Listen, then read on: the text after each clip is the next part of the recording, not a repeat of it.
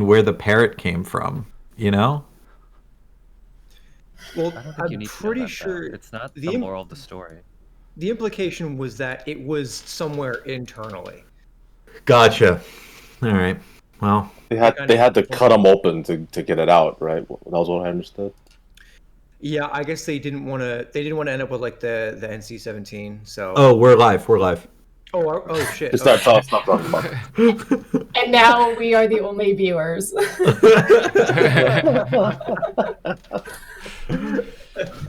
Shit. What's up, everybody? Good morning. I hope everybody's having a good morning and all that good stuff. Staying warm. Last we all left off.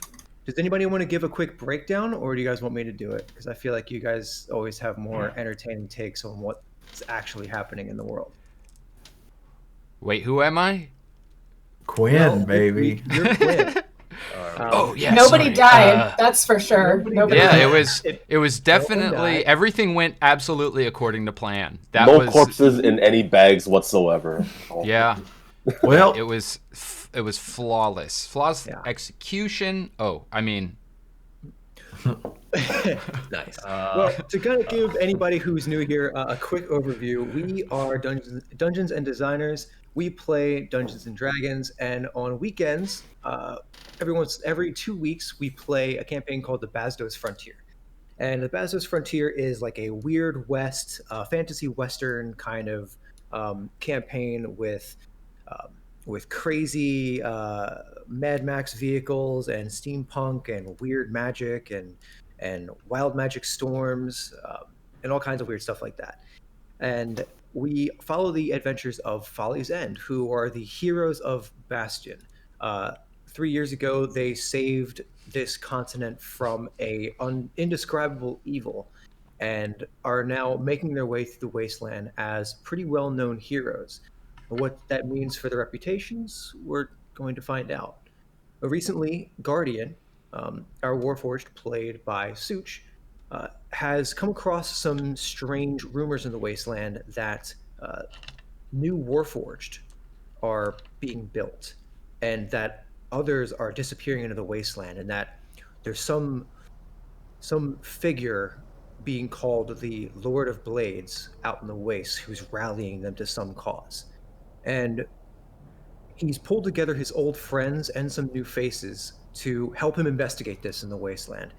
More recently, while they were waiting for their train to finish loading up in a town known as the Drop, which is, you can picture it as like a old west version of Vegas, that's situated on a tall cliffside. As the train took a few days to be brought down the large elevator, the 1,000-foot elevator, to be assembled on the lower ground, they had a couple nights of relaxing, drinking, enjoying themselves, where they met a man who was looking for his son. They pushed out into the wasteland to find this son under the impression that he had been captured by a cult known as the Cult of Mazed. Turns out he hadn't been captured, he had joined them and organized his own sale to them so that he could become one of their members and continue in their research. And that's where things got a little hairy. Our team quested with bringing this Boris Redfang back to his father, accidentally used lethal force.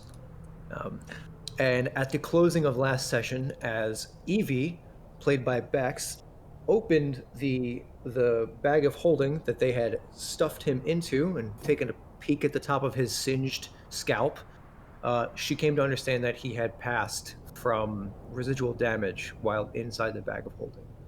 So, Nailed. with all that said, let's go ahead and jump in. Starting with you, Bex. You're looking directly into the bag of holding. You can see, because in your mind, you called forth the Boris Red Fang, so you could pull him from the bag. His head kind of crowns up out of the bag, and you can see there's a bit of a smell that hits your nostrils almost right away of like singed, burnt hair, burnt flesh. It's not pretty. Recently evacuated bowels, I'm sure. Well, It's actively happening as he's pulling him out of the bag. shit. I'll just lay the bag down on the ground immediately and then just start pulling the bag out from around him to get him out. And then I'm just going to start picking off all of the equipment and things that I wanted from him to begin with. And just kind of go about my business. Okay, Yeah, so what's with that jetpack? you guys see her, like, you hear some jangling, and oh, by the way, just a quick note. We let it slide this time, and we've also let it slide in the previous campaign, but the opening of a bag of holding is too small for a medium-sized creature to fit. But because we're already kind of doing this as we are, we can be in the bag. Not a big deal. But going forward, we'll just keep that in mind. However, it is great for comedic effect. Is it possible Evie could have, done something Modified to it to be adjust larger? modified it? Fuck, why not? I mean, she's Just an artificer. since we're I'm sure she's already- figured it out, right? If we're looking for an excuse Yeah. to make it work. Absolutely. Yeah, that's sure. I mean, I'm not. Yeah. You. I'm just by the like- way, you guys hear this? You hear the sound of clattering metal and the of a body hitting the ground. And as you turn around, you see basically Evie looting this half orc, pulling all the stuff off of him. I had kind of already pulled off the goggles that were on top of his head when we saw him, remember? I was like, Phoop. That was the last thing that I did before I realized that he's fucking dead. They are just basic goggles to keep from getting shit in your eyes. They give you an extra +2 to not getting shit in your eyes. They are polarized, Nice. so if you have dark vision, then you can use them during the day. But otherwise, it's too dark to see. All right. It's basically So rubber what goggles. They have blue What do I screen find on protection. besides the jetpack? Is that oh my god, is that Hector? Oh my god. Yeah. What up, buddy? So Today. you find the bracers, you find the backpack that he was wearing, the silver backpack, and you have now the breastplate that you pulled off him as well. All look supremely crafted, and they also be made from the same sort of silvery, slightly blue tinged metal. With all sorts of leather straps and buckles on it, and reinforced by some parts that look like it might just be steel. But the majority of it is made of like a silvery kind of metal. Did you want to identify these objects? Sure. I'll just start identifying them because we're not in any rush now. It seems. So Evie plops down. Are you casting as a ritual? Yeah.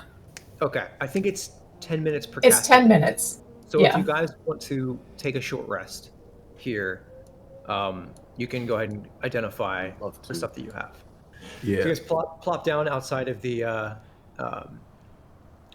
you guys plop down outside of the, basically in the caverns that run up to the Museum Tower, and just sit Indian style, I assume, in a circle, and you just sit there and start using your implements to identify. You find a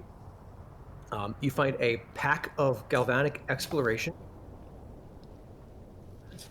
You find a Museum breastplate. and you find, I have to remember what they're called.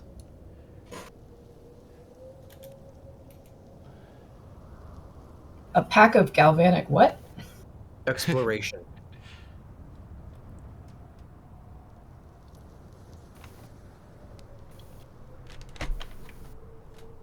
Oh, and a bracer of galvanic, 2 bracers of galvanic reach. Ooh. Fancy. And does the pack allow me to fly or hover, or was that what was allowing him to? Or was you get you when you identify, you get pretty clear indications of transmutation and abjuration, I believe, are the two schools that you get from it.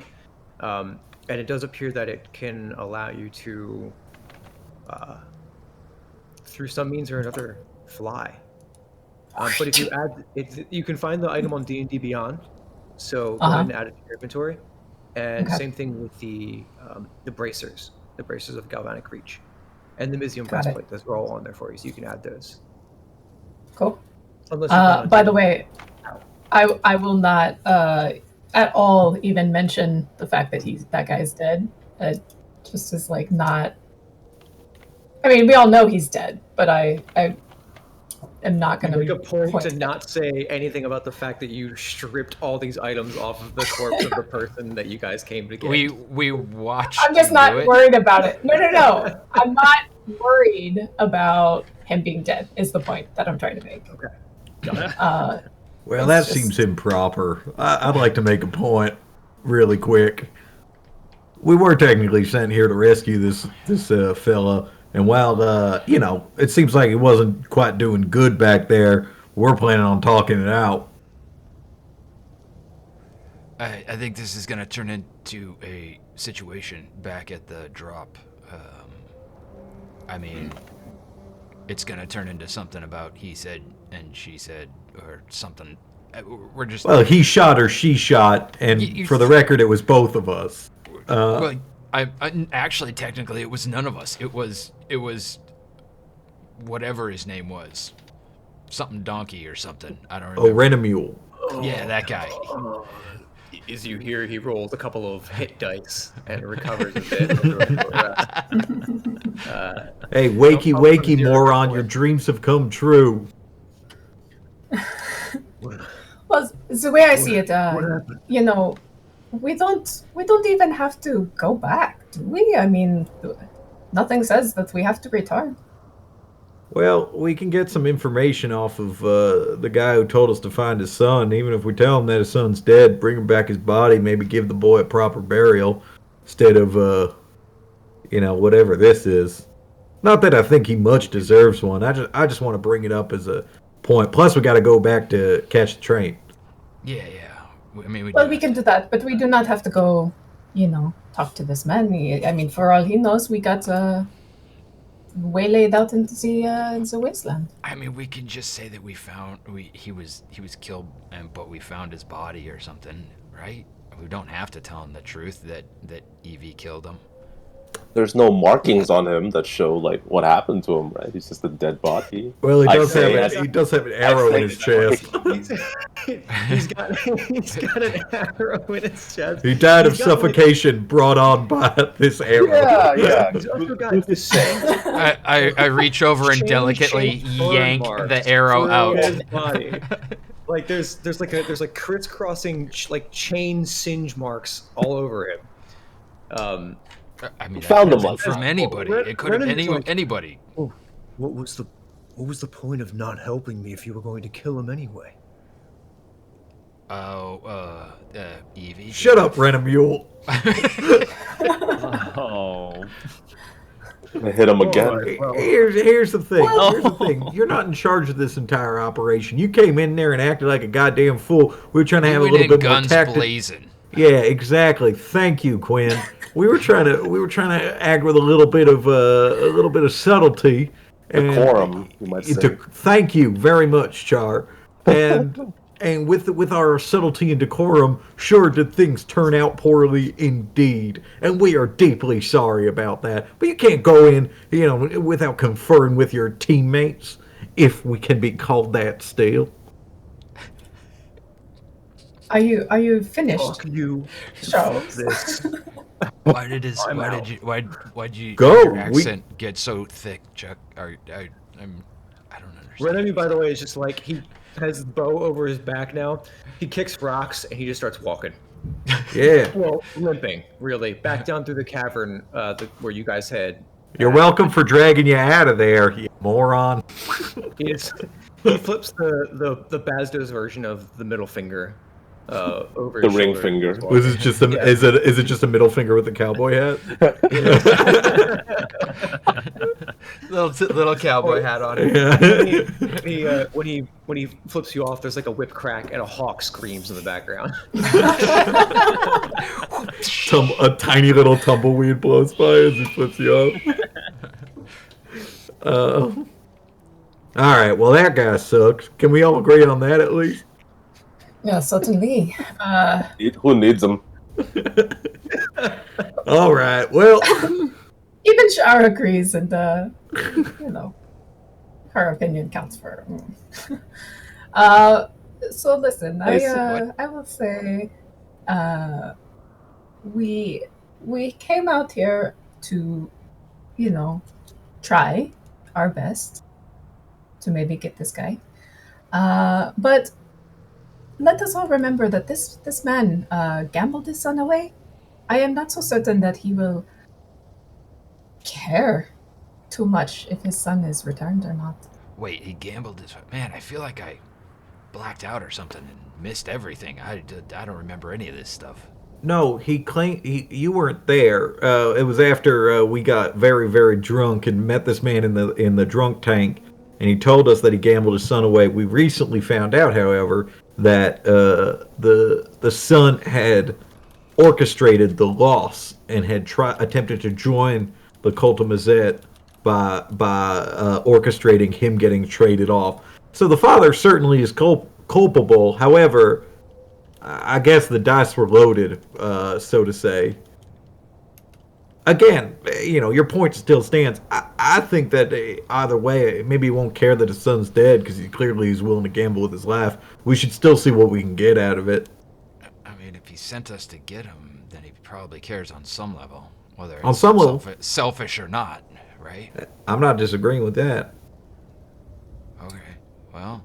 Point is, we need to give him closure at the very least. Do you want to stuff him back in your very easily accessible bag of holding there, and we can take him back with us? Your wide-mouthed bag of holding. Bag of holding. Your XL bag of holding.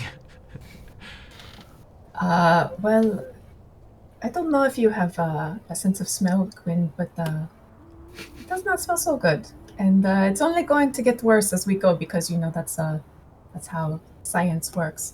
And what is I just this have to say that you speak of?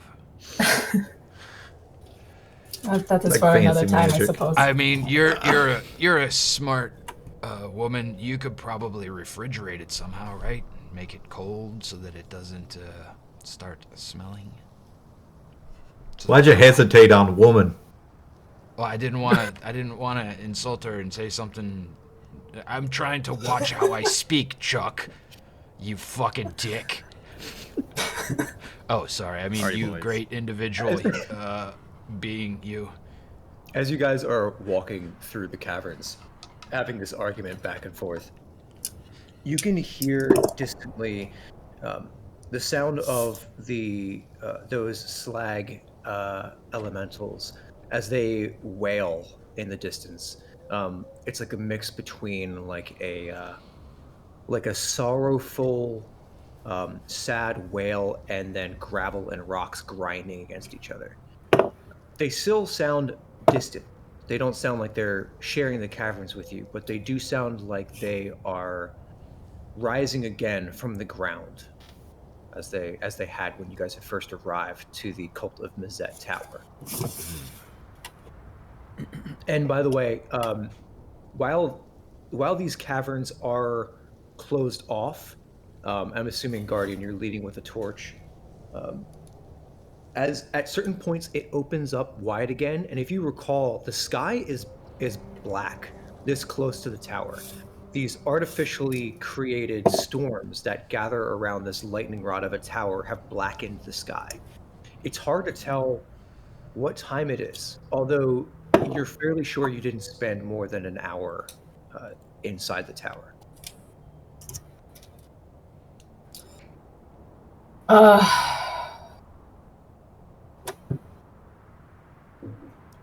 You guys eventually make it back to the scrapper where you had parked it. Still a fairly large divot in the sand where it had impacted and thrown both Evie and Chuck from the wreckage. But looking at it, it's a little banged up. But with Char's expertise, it's been repaired expertly and looks ready for you guys to go. Thank God we got insurance on it. You guys hop in. The engine roars to life. The I Blackstone strap onto engine. the outside. Blackstone Tie myself entering, off. backfiring and blasting foul smoke from the alchemical set made of metal stuck to the back. You guys begin to turn around and are impeded by the thick black river that you guys had jumped on your way over here. It looks to be about 100 feet across. As you get closer to it, it stinks. It reeks of both a sweetness and an acidity that smells familiar. What does it smell like? It Delicious. smells kind of like sweet ichor, Oh. but like runoff. Mm. More foul, as if this might be, I don't know. Do you want to make an Arcana check? Do I want to? No, but I would love to ask the room. Okay. I will make an Arcana check if you would like me to. Yeah, both Chuck and Evie. All right.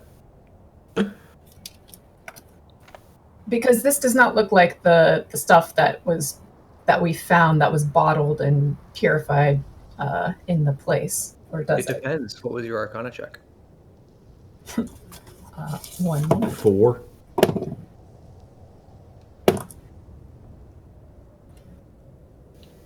$22. It is incredibly similar. DC 20, incredibly similar to the stuff that you found in the that's in the bottles. Except this is clearly, you can tell by the way it's moving. It's much more viscous. It bubbles strangely, and where it collects on the shores, parts of the shores are beginning to melt.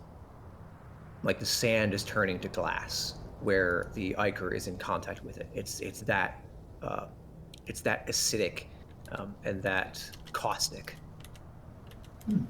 To give you a bit of an idea of what the other side looks like, where you guys had ramped across, because Guardian, you would hit like basically you Dukes of Hazzard your way over and impacted into a sand dune, and it basically stuck in the ground. You're looking at a good 40 feet high on the other side. It looks like the cliff that it tapers off gradually, with you guys being at the highest most point. But this cliff is on the other side. You guys are currently on the low side. And what stands between you and this cliff is this 100-foot wide river of sweet ichor. And the smell it's giving off too, as you're getting closer to it, is overpowering. It's to the point where it's giving you a bit of a. It's like there appears to be some sort of vapor fume aspect to this, and it's making you dizzy. The longer you stay in contact with it, it's actually giving you headaches, and the closer you get to the shoreline, you start to get double vision, with the exception of Guardian. All right. Well, maybe we don't go this way, right? How far down can we see, like on both ends of the river? Make a perception check. Yeah. Can I do maybe a survival to see if I can find another route? Yes, absolutely. I got a 17 on perception. 17 on perception. You can see that it runs off to the. It runs off to the east, pretty much as far as you can see. What was I got a 17 on the survival. 17 on survival. I mean, this is a body of water, like any other, right? It flows in one direction. It's going to either flow to a source at the end, or it's going to break out into deltas that will allow it to be crossable the further down you go. I mean, your knowledge of trying to ford a river or cross a river. So you know that you can either follow it downstream until it thins out enough that you can cross, or you can try to circumnavigate it at the head, which, from what you understand, the head is the tower. So you could go back up to the tower, or rather, you could climb up over the canyons once you get out of them, or you guys are out of them. You guys can go basically backtrack about an hour, cross over to where the falls are first pushing down through, or you can follow it all the way down to the end to where it deltas out into smaller streams that could be fordable. I Might be convey stronger. all of that to Guardian. It might be like stronger and more adverse to us if we go back to the source. Like if we're already getting hallucinations and stuff. Might be worse up there. So I don't know. Maybe we should head downstream. I'm not minding the hallucinations actually right now. Is anybody else? Evie spent a lot of time with Blackstone Tech. It's like the smell of gasoline to her. I'm with Evie on this one. I'm just feeling the vibes. My should sensitive go. half-elven We should really go. nose is not enjoying this. Let's just go downstream. Can we just go downstream until we find something? Let's Hey, goddamn party pooper. Yeah, let's go. I know, Chuck. I hand him the vial, one of the vials that I took, and I'm like, here, just if you need to, you can just sniff this at your leisure. All right. I'm going to pop it open and just give it a little huff. It is. What the fuck? It's like glue. I need you to make a Constitution saving throw. paint. No problemo. What the fuck, dude? Oh, Chuck, Ask for it. okay. Dirty 20. There's your throat seizes for a minute, and you can suddenly feel there's a deep burning in your chest. You feel like your lungs are larger now. It's the weirdest feeling. Your chest feels tighter, but like when you inhale, you can like get a deeper breath. It's the strangest thing. That's the goddamn stuff. It's like Put my arm We around weren't him. that kind of group. What just happened? That's my Charles there. Good boy, good boy. Chuck, this is a whole new side of you.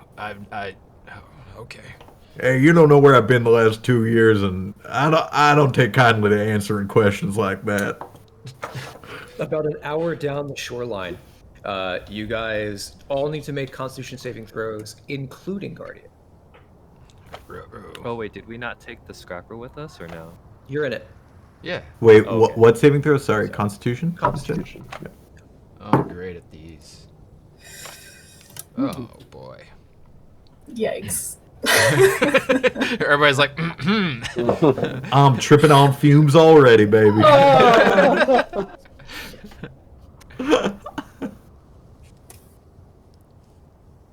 Constitution. I just want to be like Charlie Day in The Nightman Cometh. It's kind of my idea for a new Chuck. Oh, I see you there. Old choice. I got a 16. 16? Evie, what do 15. you got? Oh, sorry. Let's go. 8. Okay, cool. Char, what do you got? 24. 24. 24? Okay. Mhm. And Jeez. what do you got, Guardian? Nat 20, 26. Okay. Evie, you are poisoned for the next hour. As you guys, and as long as you're in proximity to the river. You're pushing further down. It looks like it's gradually thinning out. The landscape in this area is, well, for the wasteland, it's probably par for the course, but for some of you, it is strange. There are trees, limbless trees, that appear to be growing from the soil, and they almost corkscrew up into a circle and end in a little like a bulbous glowing nub. These strange plants just spiral up out of the ground on either side of the shoreline. And as you're passing by them in the Blackstone Scrapper, it's hard to tell because of how loud the engine is on the Blackstone Scrapper, but you're pretty sure they're humming as you're passing them. There's a Are those plants? Are those plants moving to anybody else? That's quite interesting how they move like that. No? I was thinking the same thing, man. Right. You too. It's Yeah. can we stop, Guardian? I want to go touch them. I think that's a bad idea, Guardian. going. Are you gonna keep going? That's a bad idea. I don't Oh, think. Yeah, just keep. I'm just gonna try to roll a cigarette. Make a sleight of hand check with disadvantage. Yep. 13. 13. You pick it up. It looks okay, and then it kind of like it bends at the end of it. No worries. Prestidigitation. The whole car goes up. Fumes. Not No, again. I always knew I'd die like this. This is how Evie knew she'd go out. And what is the glory? And hi. I'm just gonna pass it to Evie. Sober up, kid. We might have work later. Work what? Oddly enough, it does help. The tobacco does help clear your head a little bit, at least temporarily. And as you guys are passing through this odd forest now, it pokes up through the river line. These weird spindly corkscrew trees are bending towards you guys as you're driving past them. They seem to almost trace you, and as you're driving past, they sort of follow for a second. The tips of them do, and then they go back to their native positions. It has been another hour. I need everybody to make another Constitution saving throw, please.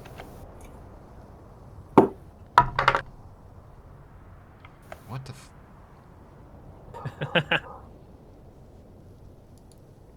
16 again. Okay. 14. 26. Dunk on him, Bex. Nicely done. Wow. Oh. Char, can I get a Constitution saving throw from you, please? Yeah, sure. 13. Char's in the back with a bag over her head. Is that what happens when I step? 13. Nat 1. Oh. He's driving. The big man of all people. Like, Natural 1. You are poisoned for 8 hours. ooh. Yeah, that is a bummer. Guardian, you're nothing if not resilient, but this proximity is not just something that's affecting your mind. It seems to be affecting your body. Whatever these fumes are, it's not just an olfactory thing. There is something happening on a magical level. Something happening actually where it's warping the weave of magic around you guys. And you being a magical construct, technically, it's doing a number on you. You can feel even now the scrapper is backfiring more as you guys are pushing down the shoreline. It seems like being in proximity to this stuff is actually causing the vehicle to deteriorate. But at a distance of about 500 feet, you do see the river's delta, where the main stream of the river has broken out into dozens of smaller streams around boulders and rocks that it has gradually cut through with its caustic nature. It looks low enough for you guys to be able to ford, but I need you guys to make a group survival check. Am I still poisoned, or has it been an hour? You are not poisoned anymore. Okay. You've resisted the effects. The obvious effects. Cancer. Dun, dun, dun. That's how we all go out. That would be the lamest. In 2 weeks, we find a lump somewhere. Oh no. Oh. Just slowly takes away hit dice. Yeah. All right. All right, what do we got, guys? 13. Okay. 14. 19. Okay. 17. Okay. 16. Okay. That is a overall success. You guys understand that even though that they are these narrow deltas, they can be deceptively deep. So it looks like at the point with the least most deep ravines for you guys to traverse, you will have to get the vehicle over 3 of these larger channels. The smaller ones don't seem like they'd be too much trouble. You could probably run right over them or get enough speed and maybe ramp them. But there are 3 considerable stretches of about 6 feet or more that look deep. Think of when you see, those like people off-roading in their Jeeps or buggies or things like that, where it dips down in and then they have to climb out the other side.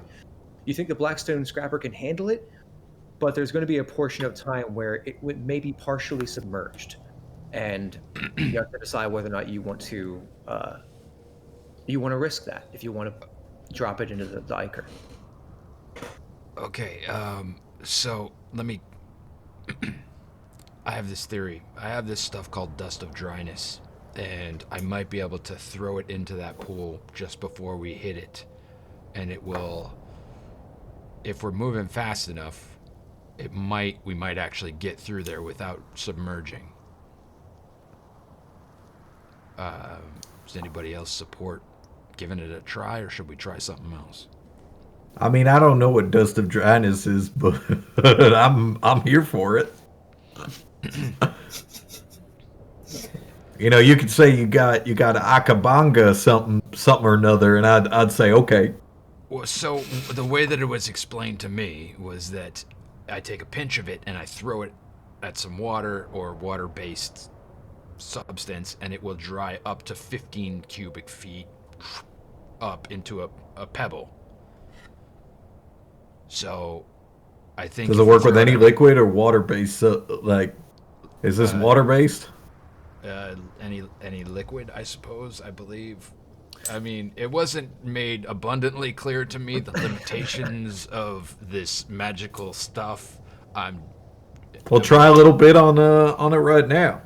I've only got so much to use, so I don't want to just... So you don't want to test it? I mean, I don't want to... You don't want to test it before we drive a car. I don't want to waste it. What could possibly go wrong, Chuck? Come on, everything works out for us usually. Sometimes. I mean, almost never, but we make do. Evie, you look like you had something to say. Oh, no. This is, I'll let them figure it out. Evie, what were you going to say? I think it sounds like a wonderful plan, Cuin. I mean, go for it. I think this is a sound plan. I say we try it. I have no other suggestions on how to get across, so... Are you did very well back there with the... You're very intelligent, so I thought maybe you might have a better idea. I lack somewhat in see. Cuin, it's okay. You're doing good. Guardian just vomits in the background. But in his helmet. Nothing comes out. It's like, Listen, oh, sorry, go ahead. Cuin, you do well, sometimes with the right encouragement, and I would like to give you that encouragement now. What are you doing? What's the end game here?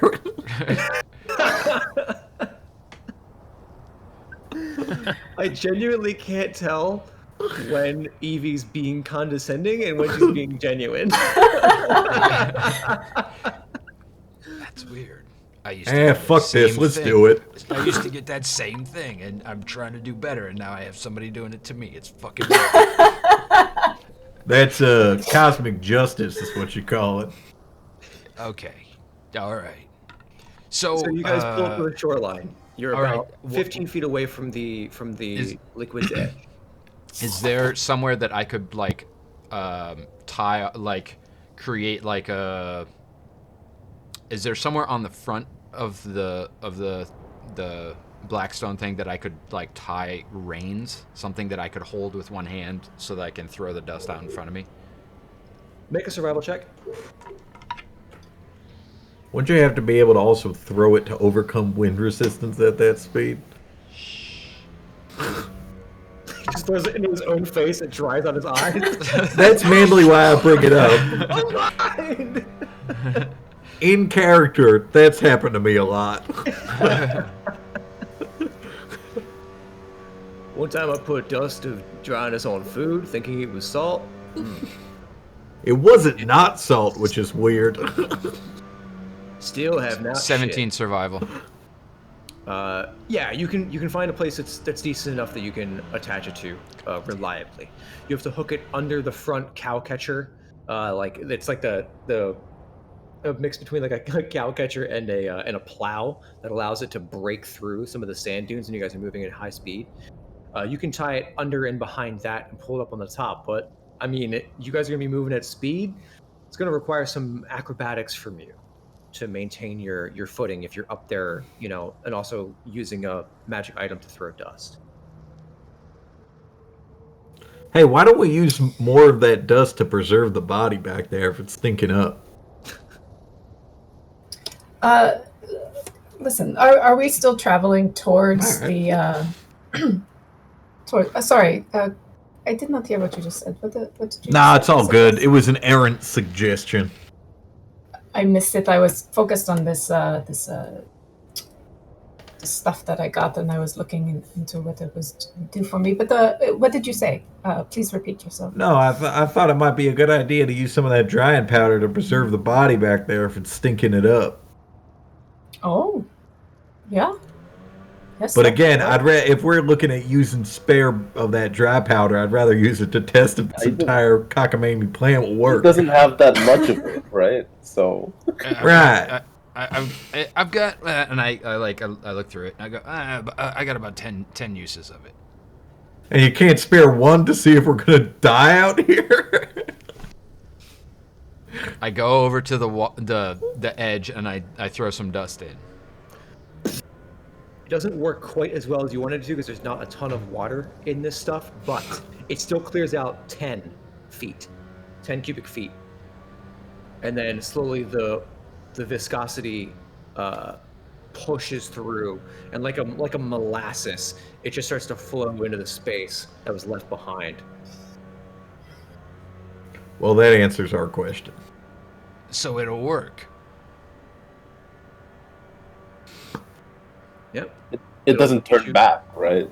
Into No, you see like It's a little pebble apparently. There's a little. Okay, it's a bit bigger than it would be if it was something that was more water based. I grab it and I pocket it. Okay, I need you to take. Gross. I need you to take. Hold on. As soon as you pick it up, it burns your hand as you're holding it. I would probably let it go if it was Okay. hot. Then you're gonna take, it's not hot. It's acidic, and you're gonna take 8 points of acid damage as you pick it up. Sweet. Are you still up? No, that's it. I'm down. I'm like, And it exceeded his max too, so he's like dead. Quinn dead. All right. Dumb. Quinn All right, dumb. Quinn dead. Take the powder. We're going. Okay. So you guys hop back in the car. After a short amount of time, Cuin, you fasten some reins to the front of the Blackstone Scrambler, and now you're standing on the top of this thing. Just like Mad Max Fury Road. Have you ever? Do you even know what the interior of this thing looks like? Because I'm pretty sure you've only ever been you've been giant pushing it from behind. You've clung onto the back. You've clung onto the side, and now you've clung onto the top. But I don't think you've ever actually sat in this thing. I'm thinking of changing my middle name to Cowboy. So you guys get in Wow, position. okay.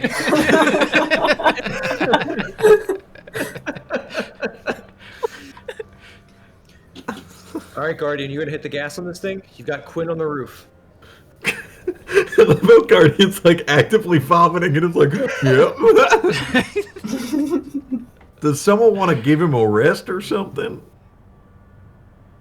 A what? Guardian, you do not look so hot. Is everything okay? I'm fine. You okay to drive there, pal? I do not believe you. Would you like me to drive? I Just can for keep the up. time being. Don't worry. Okay. I'm You're the skeptical boss. of that, but You're the boss. You guys, well, dumber I'm things gonna have put- happened. Oh, how fast are man. you approaching this this shoreline here? Guardian. How long did it take for his test, like the remaining liquid, to form back into the space that he? Yeah, I assumed we would have 6 seconds? counted that. About 6 seconds. So we don't have to go I'll- that fast. Yeah, maybe at like half speed. Okay. Yeah, Well, perfect. the thing moves at like what 100 feet Yeah. per second, right? So Yep. And each of those deltas are roughly between 40 and 70 feet apart from each other. how many do we So have it'll to take you cross? about 3 rounds to get across, basically. That's the way it would work. Okay. All right. So as you guys pull into position, you begin moving half speed. As soon as this thing lurches forward and starts pushing at a greater speed, you feel every bump along these sand dunes. It up and through, moving quicker, even at half speed, is still faster than a horse. So as you push on to the first dip of these deltas, I need you to make an acrobatics check so you can both get off the throw and keep your footing. I need you to make a machine handling check with disadvantage because you are poisoned. Is there a way? Because I'm watching Guardian very sickly steer this. If I see him start to slip, offer to help. It's like, whoa. Yeah, I can say you can give the help action because you're within 5 feet. Mhm. So do you want to give the help action on this one? I would. Straight roll. So whatever your first one was is your roll. That's a 16. 16. Okay. That's one success from you. What do you got over there, Cuin? 26. 26. Easy enough. And you know what? Since we're doing this, let's get some Muzak.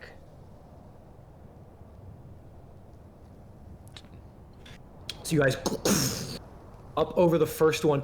You throw the dust down in with just enough velocity that it can. Hold on, I have to mute the one that I have down here. I don't hear music. Does anybody else hear music? You might have turned your global down.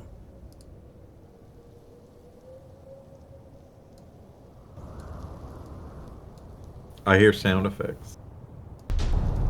I had to actually adjust the... Oh, there we go. Yeah, there we go. All right. So you throw the dust with just enough velocity that it actually mostly splashes the front of the car, but coats the front of the car enough in this dust that as soon as it makes contact with that first bit of that ichor, it immediately begins to compound into tiny little pebbles and pellets. As you push through the first one and ramp up the other side, it gets a slight bit of air, and you guys all lurch forward as it lands across the first delta and begins zooming across the landscape another 40 feet to the next one. acrobatics check for me, please, and another check. I'm assuming you're helping again there, Chuck. Yeah. All right, straight roll for you then. 24. 18. What was that? 18? 18, yeah. 18? Okay, second success. The next one that you're pushing through here now is you dive down in again. This ravine's even deeper. As you throw that dust, it dissipates, and there's like a good 10-foot drop into this ravine that the level of Iker had obscured, and the blacksmith scrambler just dives down in and catches in the bottom for a second. And as it starts to just come up out the other side, there's a torrent of that Iker behind you guys as it up the other side of the ravine and then keeps pushing. Last one. You guys are moving forward now. Everybody, lean back. At this distance, you can see that this one is a bit wider and deeper than the other ones you were across. As well as you scouted these out, with how deep that this Iker has dug these channels, this one might be a tough one to get across. So, acrobatics check and straight roll machine handling check from you, Guardian. 29. 19 and a 29. No problem from you, Quinn. But the 19, as you get to the bottom, your vision's starting to blur a little bit. You shake it off, and as you do, that split second you look away from the road, you can see you let off the gas just a little too quick.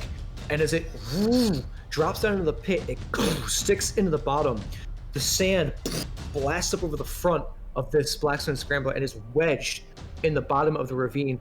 The goo on either side is slowly seeping back in. What are you guys doing? Can I use action surge to throw another pinch? Yes. Perfect. So you just, and then I'm assuming you throw it to the other side, right? Yeah. All right. As it's now digging through the sand, all the sand is coming up over the front. You bought yourself another round as it is almost out of the other side. What's everybody else doing? Holding on for Yelling. dear life. Hanging on really tight. I'm gonna jam down Guardian's leg onto the gas pedal.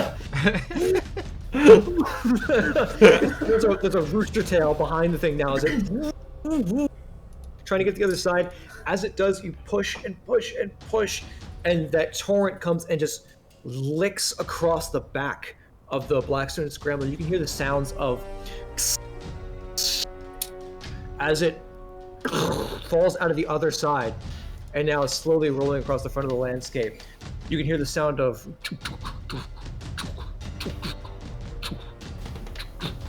from the back of this thing. And as you look behind you, Quinn, you can see half of the mechanical pieces attached to the back of this vehicle have been melted and slagged into some kind of just mass of metal and calcified wood. I'm sure that'll be fine. I'm sure. I need you to. Whose idea was it to go through these again? You said that was a good idea? I'll say as I look at Char. This scrambler, by the way, currently has a move speed halved, and it does not have the juke option.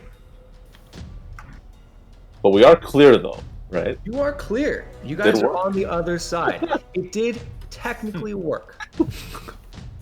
Good job, guys. See, not a problem. We got this. A technical success. Absolutely, without a hitch whatsoever. Literally, the hitch is now melted. So You see the trailer hitch sinking like Terminator 2 style into the middle of the lake. They give the thumbs up. Welcome to Folly's End, a technical success. Should we maybe look at the back and see what the damage is and assess for a moment? Maybe we get clear of the fumes first. Unless that's something you're feeling, and I'm gonna take out and do another huff. Make it the Constitution saving throw. I immediately regret giving Chuck. You were black huffing stuff. concentrated sweet Iker. That's how I gain immunity. 13. Dumb. Give me a percentile, please. Oh, Oh, man. shit. That's never good. Yeah. Rolling on the table. 5.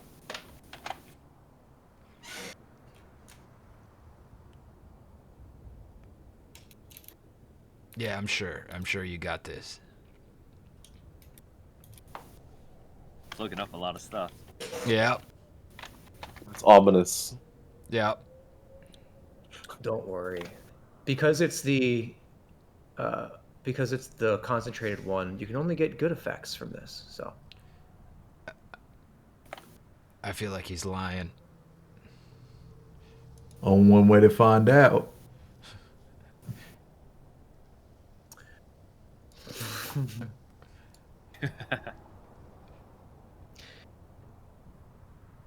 Chuck, you're like this is like really starting to feel this. And as you look out across the wasteland, your vision doubles and then triples and then quadruples and then quintuples and then sextuples. And as you guys look, there are eyes appearing all over his face. You now have advantage on all perception checks. And dark vision out to a range of 60 feet. Oh, but you Chuck, no, You Quinn, might Quinn, wanna- it's fine. Don't- you've got a little. Look, Nobody say anything. This is some real shit, guys. No one these are say literal anything. literal eyes, like They're like literal eyes. like that fish in The Simpsons with the third eye, right? Like Yeah, except all over his face now. And not even like symmetrical. Chuck, you're gonna need new goggles. All right. Look at the ones that I have. They look fine. I'm just saying, you're gonna need some new goggles. Yeah. The black We are stone stopped snapper- right now. Oh yeah, We're- are you stopped? we're or are you stopped on still the other s- limping across the wasteland. It Well, was I the got- idea to Did get you- far. did you trying to get clear. Yeah, did of we got clear of the fumes, right? You're clear of the fumes. Guardian You guys are now looks- moving. You guys now are moving south again, which is the direction of the drop. Okay. Guardian looks back at Chuck and sees all his eyes. And it's like, we gotta keep going. Just chugs Hey along. man, if you're not Doesn't stop. feeling so well, we don't gotta. We can take a rest. Yeah, Guardian, you're not sure if you actually see eyes all over his face or if you're just still really fucked up. Like your head is swimming right now. You're looking at the steering wheel of this thing, and you've got 4 arms, and they're all on the steering wheel. There's 2 steering wheels. So What is it? We were a few hours out from the drop when the drugs began to take hold. We can't stop here. It's a slag country.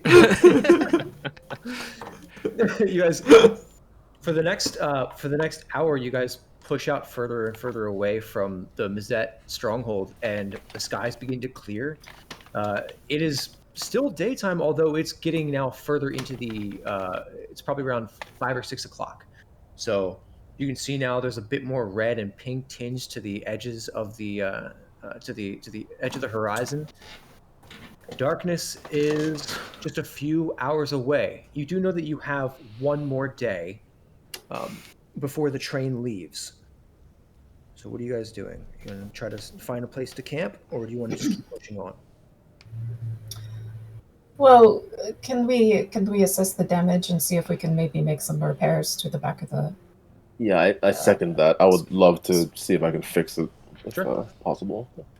Oh, I'm sure you would love that. Lending my expertise when I can, you know.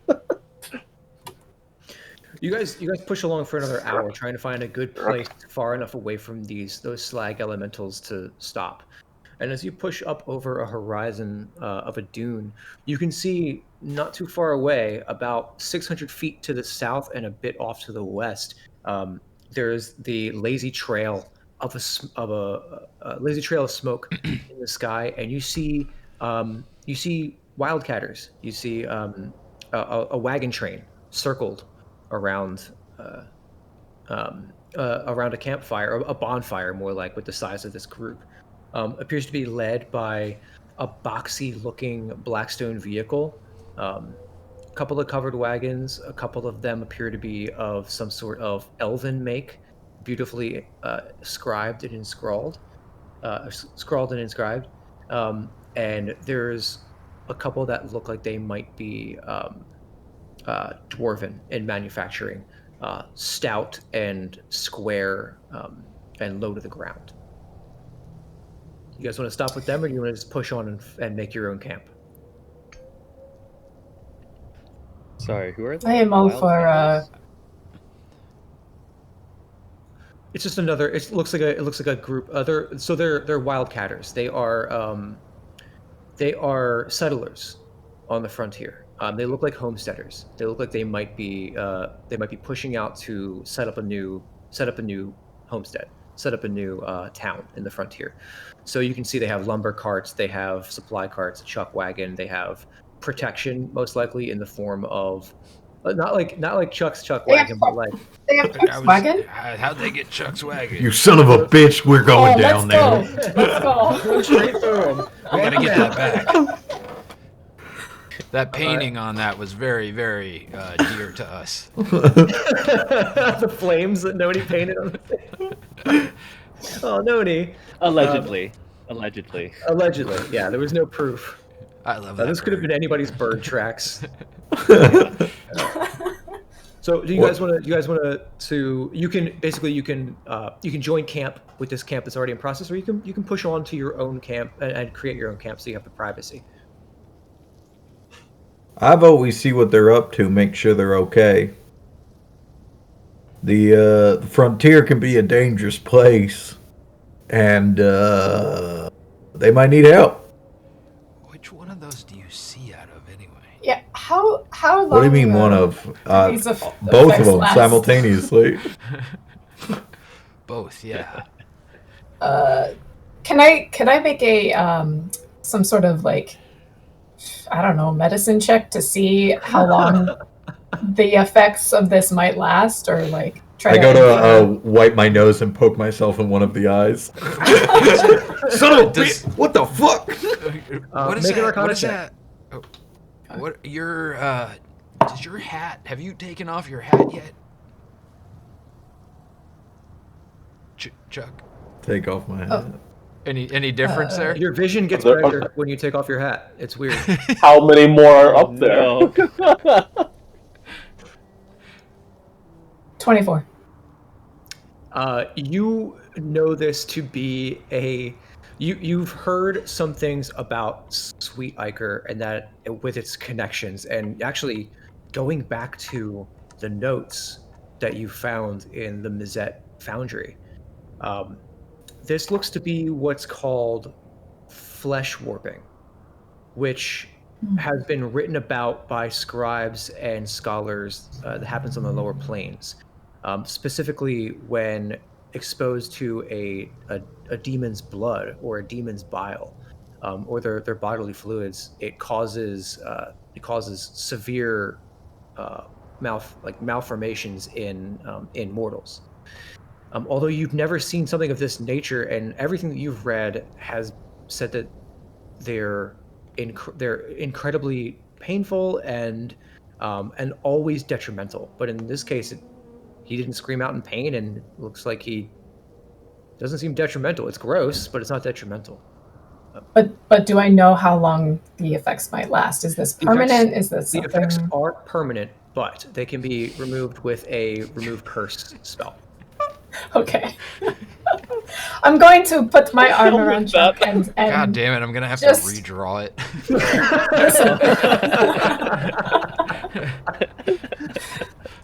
just add googly eyes. I will put my arm around Chuck and I will say, "Hey, Chuck, let's go for a little walk. You and I've been meaning to talk to you about some things. You guys, if you would like to go ahead and maybe introduce us to the wagon train or whatever you'd like to do. Chuck and I have a couple things we need to talk about." And then I'll kind of like wink, like I'll take care of him. Okay. Sure. Yeah. You guys pull the Char, wagon. do you want to take a look at this thing while we? Yeah, while I'm gonna we- go inspect the engine and see if there's anything. Okay. So you pull the scrapper up to the wagon train, and immediately, a couple of armed folk step over. One of them a portly looking half drow, which I don't know if any of you've seen before. Ashy skin, ears are still elven but shorter. He's shorter in stature, and he's got like a stocky build, a little overweight. As he steps forward, he's got his almost like a crocodile Dundee hat. Like it's like a rancher hat that has bits of bone and shell around the top of it. Bandana. He's got a stone fort breacher slung over his front, and he steps up with two humans, one male and one female. He says, "What's the news?" Just ran into a spot of trouble coming back off of the frontier, heading for the drop. So, yeah, we just figured we'd stop and maybe repair and, strengthen numbers, right? Of course, yeah, that makes perfect sense to me. We've got food on about an hour. If you got anything to contribute to the pot, we'd be much obliged for that. We've got some tools in one of the wagons if you need fixing up. Looks like you might. Yeah. I think, our friend Char here will, that being said, hello, my name is Cuin. This is Char. This is Guardian. Well, I'm Rin. This is Bella. He points to the girl, and this is William. Bella and William, they do a bit of protection with me, and we help people out. We help people out too. That's, see, good people. Where's good to see a where's the couple of body, friendly by the way? faces. In the background, you hear, "Wait, how many?" But like I said, food is on an hour. We got some tools in one of the wagons, and he kind of points over his shoulder to. You see, actually, as he points over to one of those wagons, you can see two children run out from around the side of that wagon, and they just take off running across the wagon train and like disappear behind some other wagons. So just mind the little ones. They're a bit skittish, but they're good. They're good kids. Just give them some space, if you don't mind. Of course. Char, Go over there and do you need tools and stuff? Yeah, I'm gonna go over there and pick out a few choice implements. The stuff that you pull from there is all pretty high quality. I mean, it's basic stuff. They're not tinkerers, not like you. They're not artificers. They're just folk who need to maintain what they've got. But the things you have there are nice. It will give you advantage on the roll to fix the vehicle. I'm afraid that I don't have any food personally. We weren't planning on being out here too long, so just some travel rations, Well, we're always looking to buy things to trade. So if you've got any oddities you've come across, happy to trade you some silver for it. Well, let me look through what I've got in my bag back here and see if there's anything that you might find useful. I Yeah, don't of know course. that. It's kind of been not out frequently recently, so don't have much. That's all right. We're not expecting too much. We're just going to set up a new homestead, and well, Where are you heading? Which direction? heading west. There was some folk not too long ago caught up in some storms, and well, we haven't heard back from them from a while, and so we're going to go out to there and see if we can maybe help them out, and maybe if we can't repair the community that they've built, well, we can at least set up a community and make sure that the trade lines stay open up to the northwest. It's there's- morbid work, but someone has to do it. And with the little ones, I gotta feed my family, so. North, I think if you head too far north, there's a river and a tower, and I wouldn't go that direction. So just stay away from there. It's I kind of glance over at Chuck, kind of corner of my eye. I go, yeah, just don't go that direction. There's some weird stuff up there. Yeah, It's you know, how many people are you? How many people do you got going with you out there? we got 24 with the 25th on the way. Oh, yeah, it sounds like you've got it handled. Yeah. Excellent. Yeah, we try to pull some good folk out of Bastion and see if we can give them a life out here on the frontier. So some folk they'll risk it, but us we just want to make sure we can feed our people. You know what? You did me a solid with your rumor from the north. I'll give you a solid with my rumor from the east. We came through a storm a couple nights back, and Spellstorm.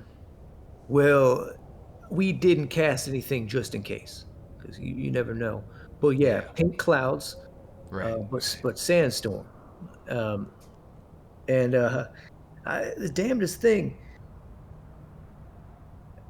I saw crabs, like like the ones you see on a seashore, little pinching claws. I saw hundreds of these little crabs running across the wasteland through the storm, and they were like they were embedded with pink crystals. It was the wildest. It looked kind of like that cloud crystal you see out there on the frontier sometimes. It crops up after a big storm. They were covered in this stuff, and I've never seen anything living on a thing. On a thing. We've been in those storms in the past, and it was never those crystals were they sprout out of the ground, but on a creature it's unheard of. I'm glad I had somebody else to tell, because I was starting to feel like I was insane. The rest of the folk here, they weren't on watch with me, and so they think I like to tell tall tales. What direction were those crabs heading in? Can you we're recall? we're moving around the mountains, so we've been pushing south and west, and now we're going to be moving west and then to northwest. So we came from the northeast. It was a hell of a storm. Something miles wide. It looked like the end of days, just like a cliff of clouds that we pushed through, and we were lucky enough to get through and hunker down where we could. We found some old ruins that we were able to stay in. It didn't seem to, we had a cleric cast, see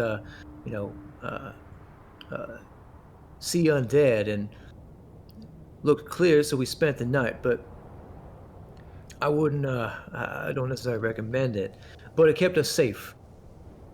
But those damn crabs were just... Yeah, but so which way were they going? Were they going with you in the storm? Were they going against you in the storm? No, I think they were pushing further northeast, I think. Yeah, I mean they were...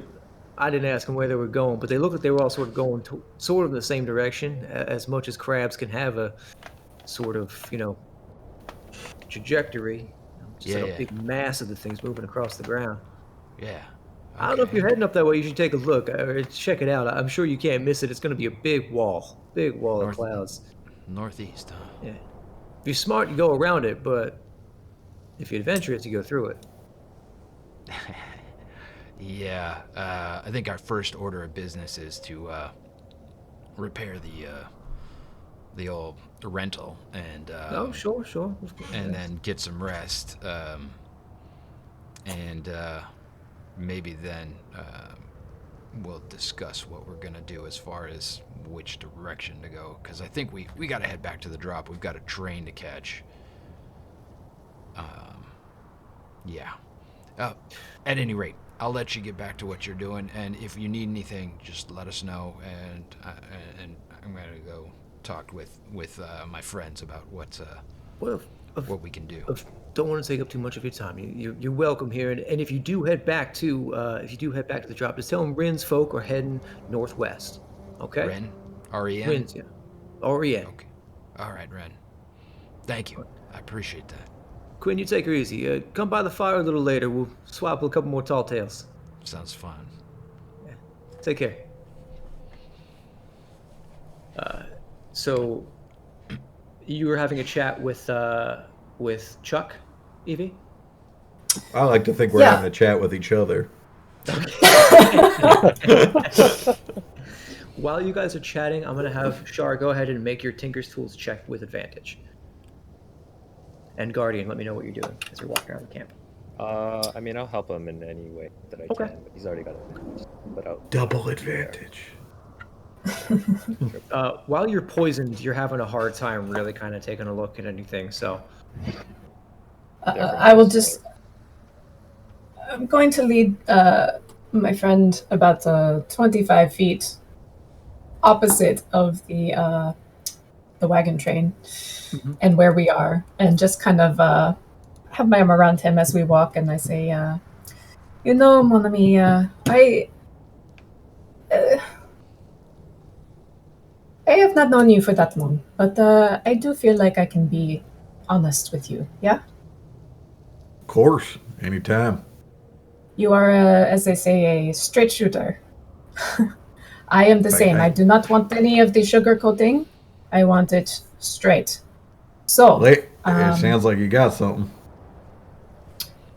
and I'll just kind of like crouch down, and Floofy has kind of followed us out as well, and I'll pull out my bag of holding, and I'll kind of rifle around in it a little bit, and I'm looking for a piece of my scrap metal that is the shiniest piece of scrap metal that I have, and I'll pull it out and just start to kind of buff it and clean it so it's even more reflective. And I'll say, really taking your Like- taking the time. You don't want to quite Just going in yet. for the big reveal. She's polishing this for a suspiciously long time, Chuck. Even with your insight of like 9. Okay. My insight's good. But putting together that raw data, not so hot. now listen, back on the train, I think you told me something about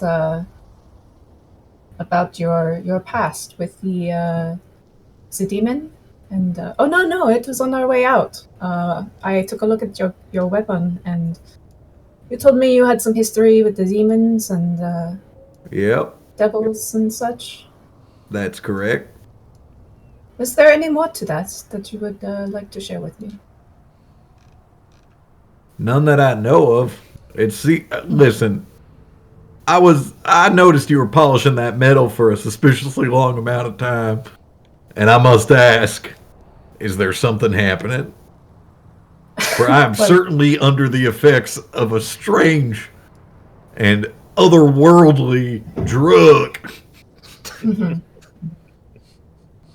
Yes, I'm You beginning feel to okay have though, my right? doubts that this was Listen. a simple exercise in hedonism. All right, I will just give it to you straight. Well, but before I do, I just want you to know that I know for sure that you are okay. Nothing. You are healthy. You are fine. But we may want to keep you separate from others for a little while until we can resolve an issue that we have with your appearance. If you don't mind, I would like to show you what I am talking about. Yep. And do Give your it to best me. to stay calm. And I'll hold up the piece of metal so he can see. I'll get close and be like, I am tripping balls, folks. All right. I'll touch the metal, and then I'll touch my face and notice that it's eyeball. Be like, fuck! That's not good. Yes, you see, you have a lot of eyeballs on your head. Oh, not preferred. No. It's quite disturbing. But my friend, Wait, I got an idea, and I'm gonna start taking out the eye curl and unscrewing it. No. I'll grab it out of his hands. Well, listen. For like a split second, I was like the Jack Nicholson gif where I'm like, Yes. Yeah. Let me. This is what caused it. Okay. This is what happens when we sniff this, and I don't think we should do it anymore. Although I did have a good time with it. Let's just put it away for now, and we need to figure out how to get rid of this. I think it is possible, but it seems like a curse to me, from everything that I know and have seen. We need to remove this curse from you before you will be back to normal. I am so sorry, but you understand if we are to meet people and interact with them, it could be to our advantage sometimes, sure. But in this case, with these people, I think it's maybe best if you don't show your face to them. Just a suggestion. I don't know. You know, we live out in a crazy wasteland, a crazy world, a crazy multiverse, and I've seen a lot. And judging by the amount of eyes I have in my head, I'll probably see a lot more.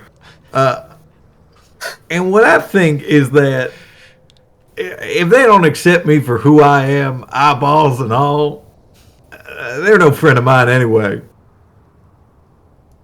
I appreciate your subtlety with this issue. However, I'm unapologetic.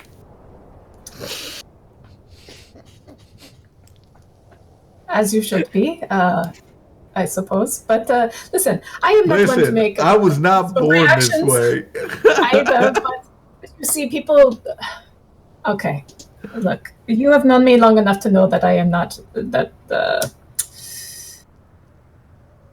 Well, I do not have a way with words the same way that you do.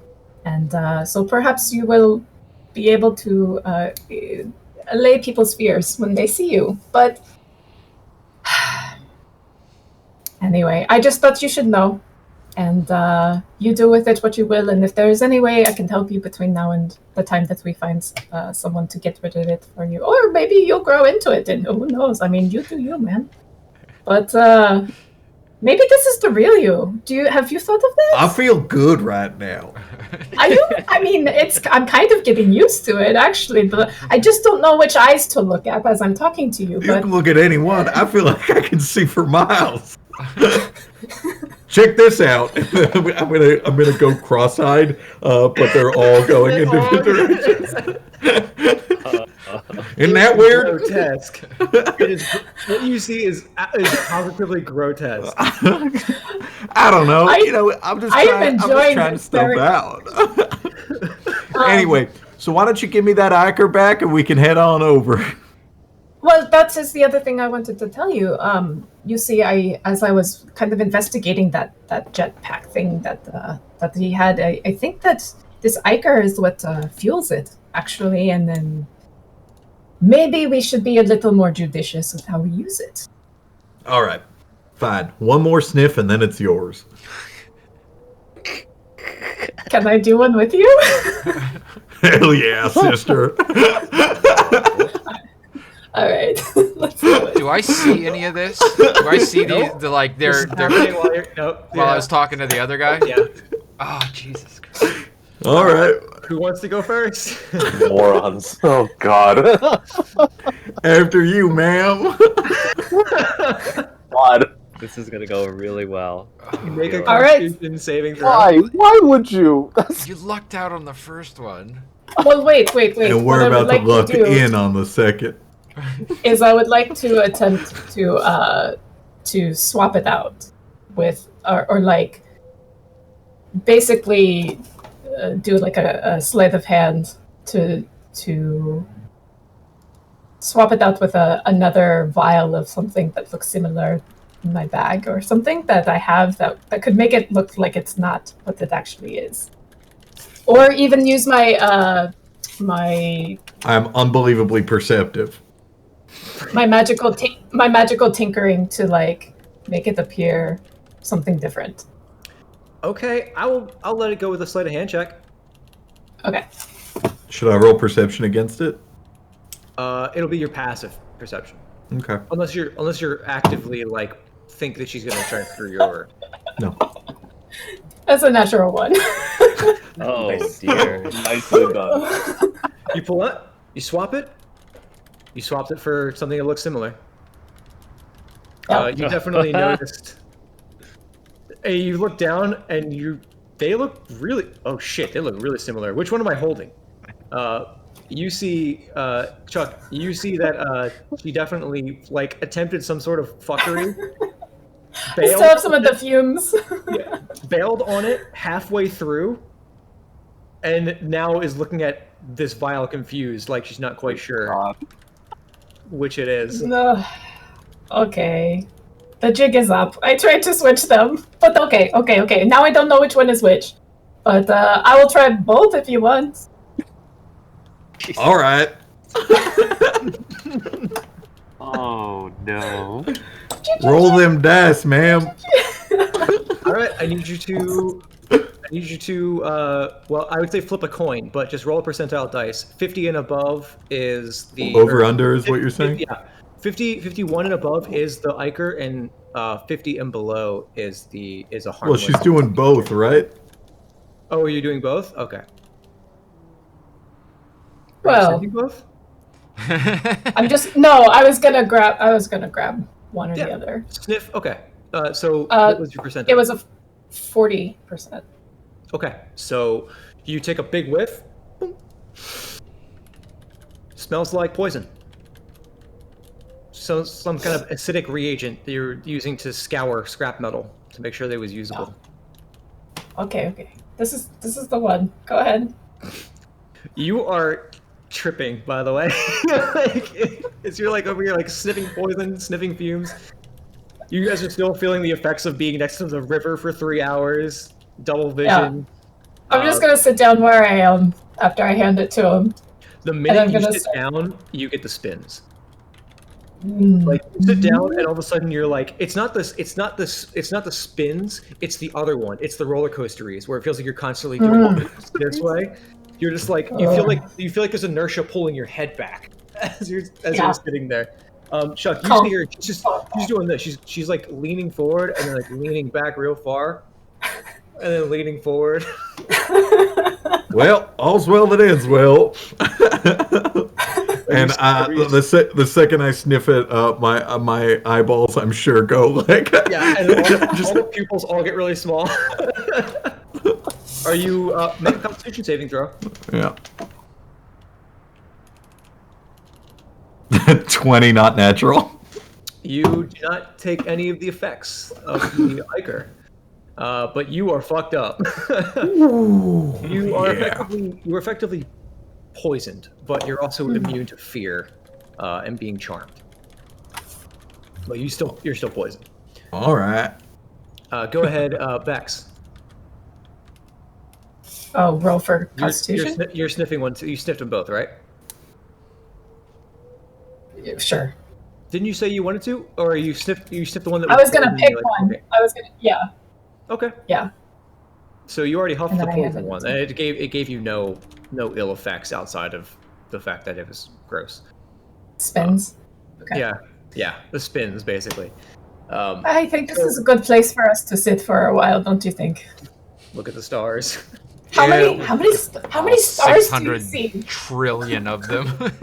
I see He's a gonna lot. start asking lots of questions about what he can see with all those eyes. That star's Aquarius. Hey, How many grains of sand are under our feet right now? As you guys are out there huffing. I'm just Rain Manning it. There's fucking charts and shit flying in front of you. We'll check in with Char, who is elbows deep in the guts of this blackstone. Banging on it with a hammer. Yeah, hitting it with a hammer. Yeah. Go ahead and make your Tinker's Tools check with advantage. Sorry, what kind of a roll was that? The Tinker Tool? So that's going to be an intelligence roll. So you roll d20, Okay. add your intelligence modifier, and then you're going to add twice your proficiency because you're an artificer, and so you get I forget what the trait's called. It's expert. What is it? Something. Expert of tools or something like that. I don't Yeah, know. But you something- can double your proficiency with the Tinker's Tools. Okay. So it was a D20 plus intelligence. You said, right? Intelligence and Okay. and twice your proficiency, and Okay. you can do that twice and pick the better one.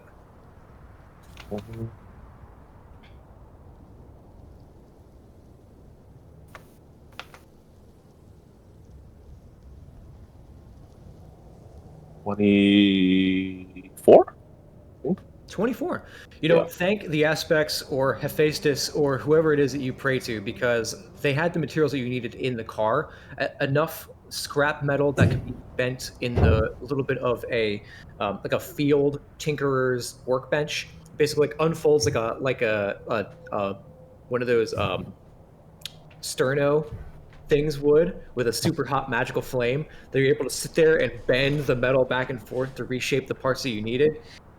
It's not as good as the job you did when it first impacted on the other side, but to be fair, you had a lot more material to work with then, and most of what you had to work with this time was melted off, but it's serviceable. You've repaired the Blackstone Scrapper so that it will move at full speed and regains its juke ability. And you may still get your deposit back. We'll see. I'm sure they've had worse happen to it. As you're sitting there fixing this thing too, what's your passive perception? So perception is sorry, hold on. It's It's on the left side. oh, there it is. Yeah. 16. 16. You're being watched. I'm looking around like, do I know that someone... 100 eyes on one head. 100 eyes are on you. About 7 feet back, with like one finger like all the way up to the knuckle, in a nostril, is a tabaxi kid. He looks maybe like 8 or 9 years old. He's got spotted fur, big ears, almost like lynx ears that have like the tufts on the top, long tail, and like a longer snout. And as you look at him, he just goes, "Shit," and he just runs away. I kind of try to see where does he run off into? He runs off back to the caravan and like disappears. But you see him clamber into one and just disappears. Alright. Shrug and go back to work. It doesn't seem to bother me at this moment. After it takes you about an hour. I'll say probably closer to actually to 2 hours to manufacture this metal basically bend the scrap metal you need to fit the parts that were once there to fix this blacksmith scrapper. It is repaired. It's ready to go. The rest of you guys, are you guys going to stay the night here, or are you going to push on? It'll be evening by the time you return to the trop, or you can camp here, get your long rest, and head back into town refreshed. It's up to you guys. What time does the train leave tomorrow? Train leaves in the late morning tomorrow, so it'll leave probably around 11 o'clock. You guys can make it back. I mean, you're only about an hour and a half, 2 hours outside of the drop right now. You've already been driving south for about an hour and a half, I think, and it was only like 3 or so hours north. Yeah. I say we keep pushing. I inform them of the storm and the crabs and everything to the northeast. Just very quickly. Just say that's what Rin had to say. We check that out before we head on back. I think. I mean, we could check. I don't know how far we would have to drive out, and then that might put us at a point where we would have to turn around fatigued. Might be tough going in the dark. Just pick a couple eyes to look at when you're talking to. I know it's really weird. Just pick a couple and just look at those. Weird for you is weird for me. But do I look at this side? I mean, like, is it on the left or is it on the right? Because there's if I wear the mask, 2 eyes here, or I could look at these two or these two. It's fucking strange. They're going in different directions too, right? I'm just gonna put on the mask if it's easier. He pulls out the horrifying orcish visage. It's like tusks and a snarling face. Yeah, actually, Chuck, that's. I mean, it's better. It's easier. Sorry, man. Or wait, I'm actually just gonna. I have my hat of. I'm gonna use my hat to just look like me. Yeah, you can do that too. There you go. At least you know where to look at. There we go. Oh wait, I can use this hat to look even weirder, and then I'm just gonna look like Cuin. Oh. I'm just fucking with you, buddy. I didn't know that the Hardy Boys were twins. So you Twins guys, at heart. it's been Well, about I 2 have- hours. There's a bit. It's sunset currently. Let me know what you guys want to do. And go ahead, Evie. Cut you off. Charles, the question is, do you want to get rid of the eyeballs, or are you happy with them? Because if you are not, we might want to have some extra time at the drop to find someone who could maybe get rid of them for you. But if you like them, then, we can work with that. I can get rid of them myself if I want to. After I just need about a night to sleep it off and kind of think about asking old Xanthiel about getting some little skills. So don't worry about it. So that's your patron's name? Yeah. Cynthia. Sounds hot. Well, it was hot when I visited him. Hot as hell. Okay. Well, then that is good to know. I guess that doesn't factor into our timeline. Yeah, don't even sweat it. Speaking of sweating it, is it hot in here? I mean, it is crazy. I'm sweating fucking bullets over here. I'm just covered in sweat because of the anchor. All right, listen. I think I think we might just want to rest it out and head off early tomorrow. Maybe just take 8 hours of rest, get up early, and hit the road. We can take That's turns my sleeping on the way to the storm if we want to. We can check that out. You mentioned crabs. I could go for some.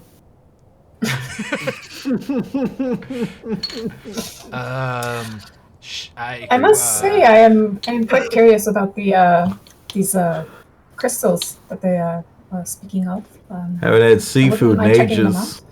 It certainly would be more fun than going to that guy's dad and telling him his son died. Can I run over and find Ren real quick and ask him? Yeah, it is. It's dinner time. As you come to the center of the circle, they're all sitting around the bonfire, and some of them are chatting. Rin has a guitar slung across his front. As he's playing a bit, as you arrive, and he stops and says, "What's happening, Cuin? You got a look on your face." I just had a real quick question for you. What happened? We lost somebody, and everybody got bumped around. Oh, Cito turned his camera off. It looks alright on the stream. That's fine. Now Guardian's in the wrong spot. Whatever. Oh, Let's yeah. keep rolling with it for now. Yeah. Rin, I just had a real quick question. How far away is that storm? Like, how many hours travel? Oh, well, we travel a little slower than you folk do. We got a lot more, things to consider. But that was about 6 days. 6 days ago. Good distance. Yeah. I mean, if you can't see it from here, and we can't see it from here, that's a good distance away. That storm was big. Okay. Sorry to interrupt your plan. It sounded really great. I'm gonna thanks for letting me know. I should have asked earlier. Yeah, don't worry about it. This wasteland's weird. I mean, if you don't find the storm, you'll find something else. So I'm sure we will. I'm just like staring at the bonfire. Hey, you want to tell me what the hell that is? I wouldn't worry about him. He's harmless. You don't look harmless. That's why I said don't go north. How about that? They got more than folk like that up north. We'll stay well clear. Our buddy Chuck is one of a kind. So he all right. And I just like try to like usher the high person away. Like just don't worry about it, Ren. Well, you could hear a pin drop in the sand around the bonfire as mid conversation this like cowboy hat wearing like eye-faced monster just like walked up and was just like staring into the fire and like hallucinating. And then I like your guitar. Chuck, come on, buddy. Let's let him be there. I mean, I hate to say it, but you're gonna scare the kids. I know how much you love kids, so come on. check this out, and then I'll just me with clown makeup. Absolutely fucking terrifying. There's a like from around the campfire. Come on, Chuck. What's up, kids? I'll do a little magical tinkering just to make like the weird, creepy like music box sound in the background. Hold on, Come here. Saving throws for the children around the I campfire. just wanted to get some information. Why does everything go wrong? I don't understand it. Don't worry, kids. Even though he's taking me away, I'll find you. I'll find you, kids. No, Chuck. All right, Chuck, enough. Chuck, Get come him on. out of here. All right. Yeah, He's I'm sorry, terrifying Ren. Children. Absolutely, I absolutely Lord's agree. above. Yeah, come on, Chuck. I bring him back to our camp. Keep your part of the camp, please. Yeah, we will. I'm sorry, Ren. Don't they understand that it's Hells. Don't they understand that it's our differences that make us stronger? It sure does, Chuck. Guardian. So, he said that it's possibly 6 days to this storm, and I know that you're not looking so hot either. What is time? It's a construct, from what I understand. Anyway, what does everybody think? I mean, I'm sure there'll be another train.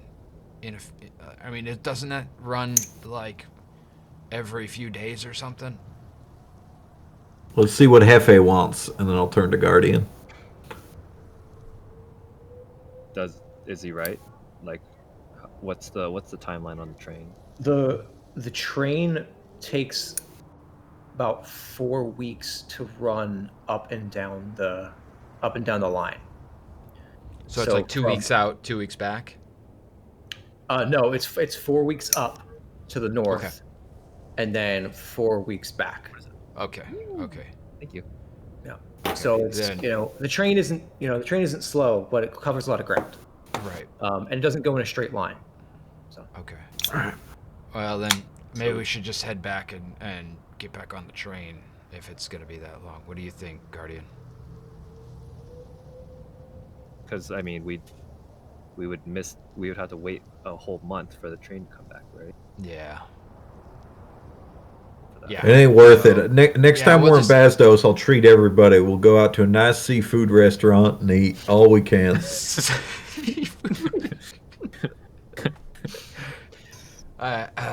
Yeah. I promise. I know just the place. Do they have those really Don't good lie buttermilk biscuits? The ones that are like soft. Mm-hmm. It's called Red Triton. I think there's one at the drop. No, there's a chain of them actually around Bastion. Baazdos. I don't know. Maybe we should. I've seen their flyers up and. I don't understand what's going on anymore. The group really needs rest. It's about 9 p.m. I think we should. How about we just make camp and head out early tomorrow when everybody has had some rest. And It is really up to Guardian. We'll make a note of where the storm is. Maybe we can come back later. Guardian is the boss, and I think we should let him make the final call. Yes. Yeah, we agreed. should rest. Yes. Okay. All right. Very succinct. Here or in the drop? Here. Done. And then I'm just gonna fall over. All right. So, does anybody want to do guard duty at all for the evening, for the help with the camp, or are you guys going to leave it to the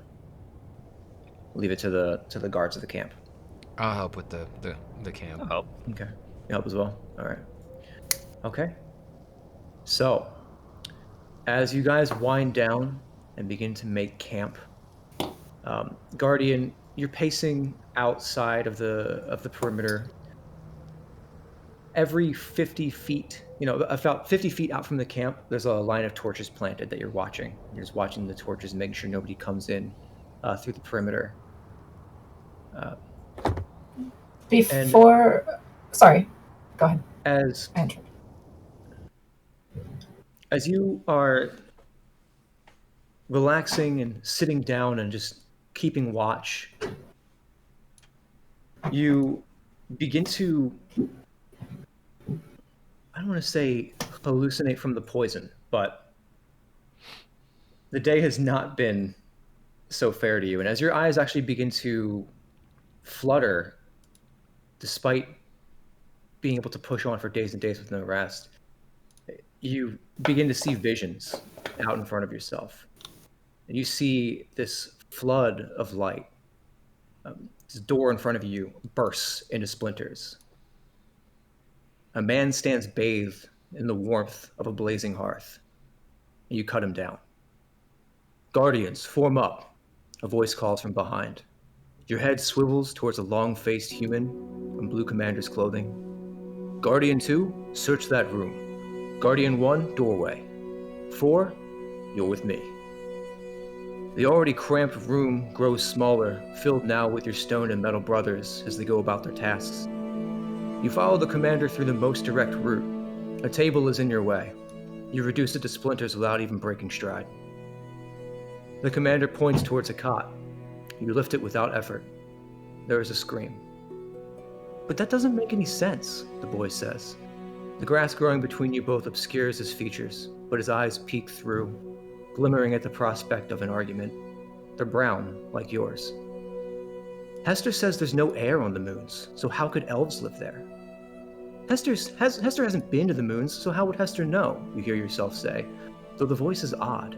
It squeaks like an unoiled hinge. Hester's the smartest I know. He's studying magecraft. Hester's head is full of dung, you squeak in response. It's enough to rile him. You stand in a flash and raise your dueling stick. He raises his too slow, and yours cracks across his knuckles. As the boy spins, you lunge with a shout, whipping him in the rear and hamstrings in a flurry of whistling strikes. The boy is shouting, stop, but you know it's a ploy to catch your guard down. You continue the onslaught. Stop! Stop! I command you to stop! The smell of dry grass and fresh manure is replaced by one of fear and smoke. A man, a commander, is staring at you. His face is pale and scared. Behind him, the room is red. The bed is sundered. Whatever was under it is unrecognizable.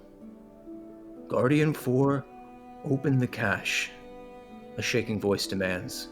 He sounds on the verge of retching. You crouch down and clear away the gore from the hidden hatchway. Your metal fist bumps against wood. The dueling cane rolls only briefly, the shattered end that met your sword ruining its rounded form. The hatchway opens. You stare at the ground in front of you. Your absent-minded scratching has been replaced by a deep trench, dirt and sand deep within the crevices of your plated fingers. As you look up, your watch has passed. 2 hours by and barely any time at all. So you stand back up, you begin walking back to camp to put the next man on duty. And with that, we're going to go ahead and take a 10-minute break. And when we come back, we'll be up to more shenanigans. See you guys soon.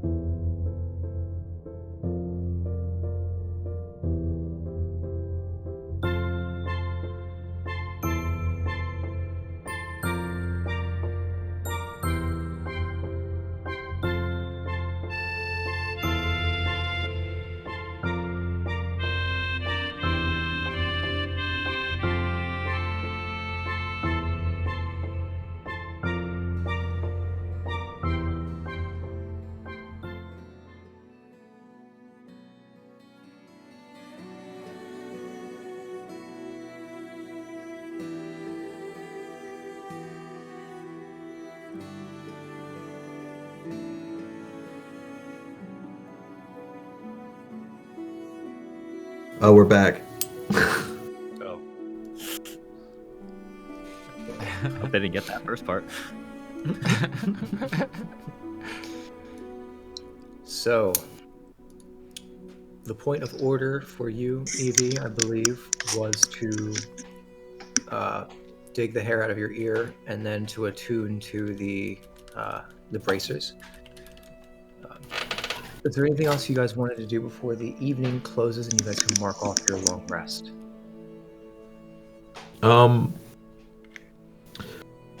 I was wondering, Evie, if you could maybe take a look at that gun that we were talking about before. I don't know if you want to spend the time resting. That's okay if you do.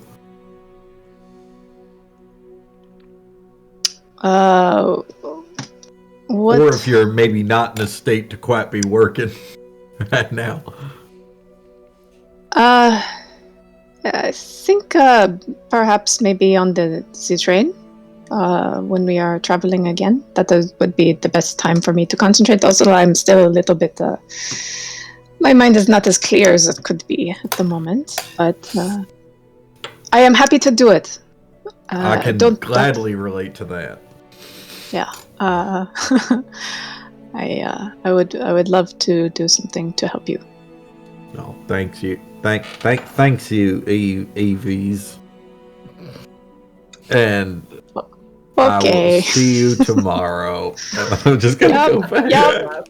Okay. All right, guys. So, as morning comes, and you all make sure my music's playing. Yeah. As morning comes, it is a bright, cloudless morning in the wasteland. The sands are relatively calm, not too much whipping up into whirlwinds or storms and buffeting the car or you. You guys gonna head back to the drop? Yep. Yeah. All right. Yep. You guys pack in, roars to life, and it... And then after a couple of immediate backfires from the work that was done by Char the night before, the vehicle roars to life and lets out its persistent purr. You guys begin to move through the wasteland again. About 30 minutes. Do you guys hear the desert, by the way? Yes. Yeah, it's just quiet. I had to turn it up, but it As you guys move through the wasteland, about 45 minutes passes before out on the edge of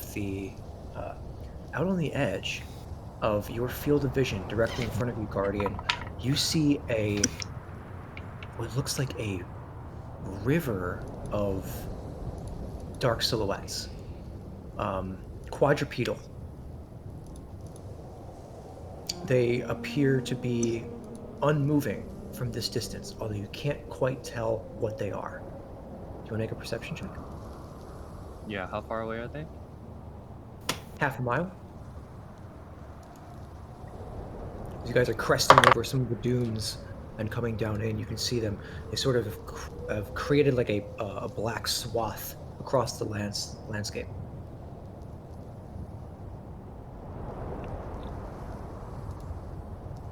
I didn't get that. You cut out. 17. 17. Okay. 17, you can tell that they are cattle. They look like dark brown and black cattle from this distance. You can see the bit of horns on some of them. You can tell by the stockiness of their frame, they appear to be just a massive herd of cattle moving across the landscape. And sure enough, as you guys get closer... Sorry, do I see a shepherd with them at all, or are they assumed to be just a wild herd? With a 17, looking across, you see one form that's a little taller than the others with a narrow silhouette on its back. Appears it might be a shepherd or a herder of some kind. Mm-hmm. I'll point that out to the rest of the group. Okay. Over the din of the engine, you see Guardian point, and you hear him shout to you guys. Looks like there's a herd up ahead, and points to the shepherd. Takes you guys not too long to get to it, and as you get closer and closer, they stand unmoving. And getting closer and closer, they're still unmoving. As you get within 50 feet, the loudness of the engines does not spook any of the animals. They still are just completely still, unmoving. How close are we now? About 50 feet away, still in the vehicle. Are they You can't hear alive? much over the engine. Can we see anything suspicious about this from this range? Like, I how can do they look. Yeah, why don't we make a group perception check? Okay. I'll pull out my rifle and look through train the it. scope to see if I can see anything. Make yours with advantage, Chuck. Yep. 18. 18. You know, on account of all the eyes all over your head. Right. I mean implied, but I get it. What do you got, Quinn? Oh, I was making one? I'm sorry. You're You're muted. muted. You're muted. Press. Sorry, I didn't realize I was doing one also. Perception? 22. Yep. 22. What do you got, Evie? 13. 13. Okay. What do you got, Chuck? 18. Okay. Char 17. and Guardian. 11. Okay. Still, no. You guys get a good sense. They appear to just be a herd moving through the area, but they are all mid-gallop, mid-run, yet unmoving. Are they cardboard cutouts? You want to get a Is closer this, look? is this a movie set? This seems like a trap to me. I don't know. I'm Yeah. getting kind of weird feelings about this. So Y'all want to take a Yeah. warning shot, see if it startles them?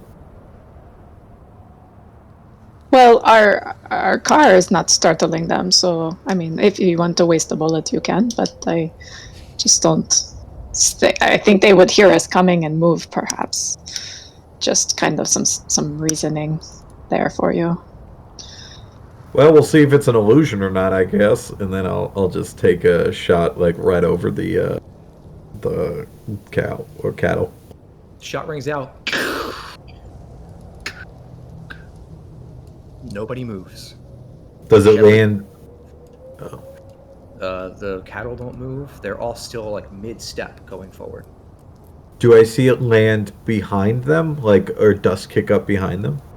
Did you shot over their heads, right? Yeah, but so the question is it does it look like it's just it went through a sheet and there's like one big cube? Okay, No, it does not look like it went through a sheet. Looks like it just went over their heads and then hit the dune behind them.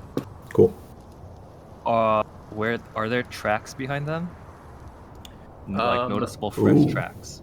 Go ahead and make a survival check. Well, I think actually perception, because you're just looking to see if there are tracks. You're not trying to follow the tracks or see what kind of animal it is. But I also want to know like if how fresh they are Okay, as well. survival then. Yeah, survival. Can I assist him with that survival? Yes. 18. There are tracks, although they are days old.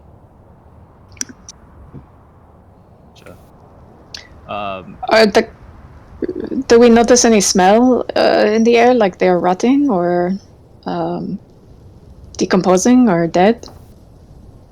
There does not. No. Make a perception check. I think using your nose. Follow your nose. Follow your nose. 25.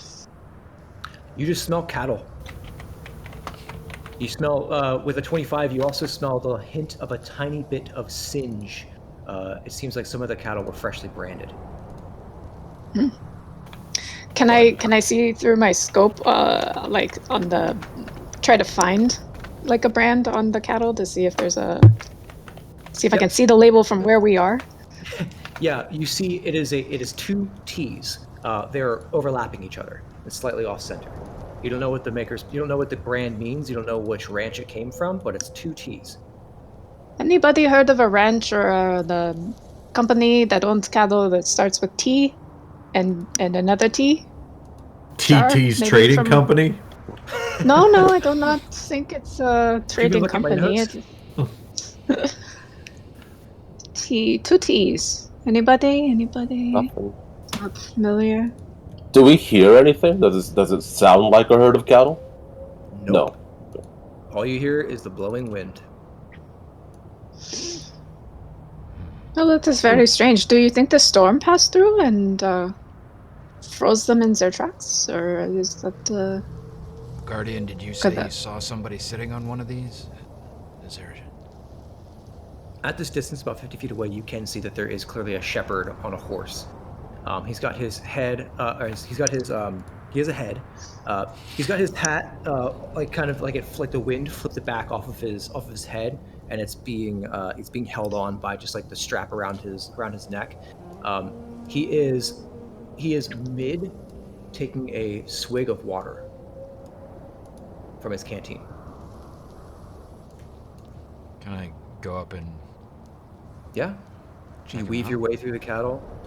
As you get close now, you can smell. You can smell the cattle. They smell like cows. They're caked in dirt and poop and grass.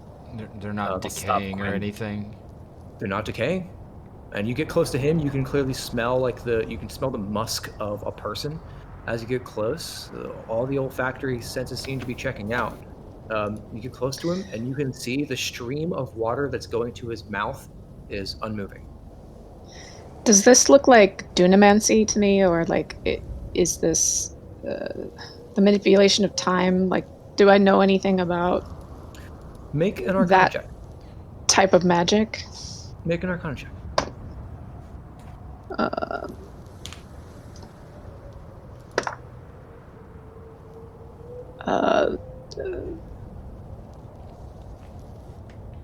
Hello, brain. It's a 17. This actually looks more like abjuration to you than dunamancy. Dunamancy is exceedingly rare. You've read about it. You haven't seen it in action necessarily. This seems more like abjuration. Got it. There are a lot of time-related spells related to the abjuration school as well.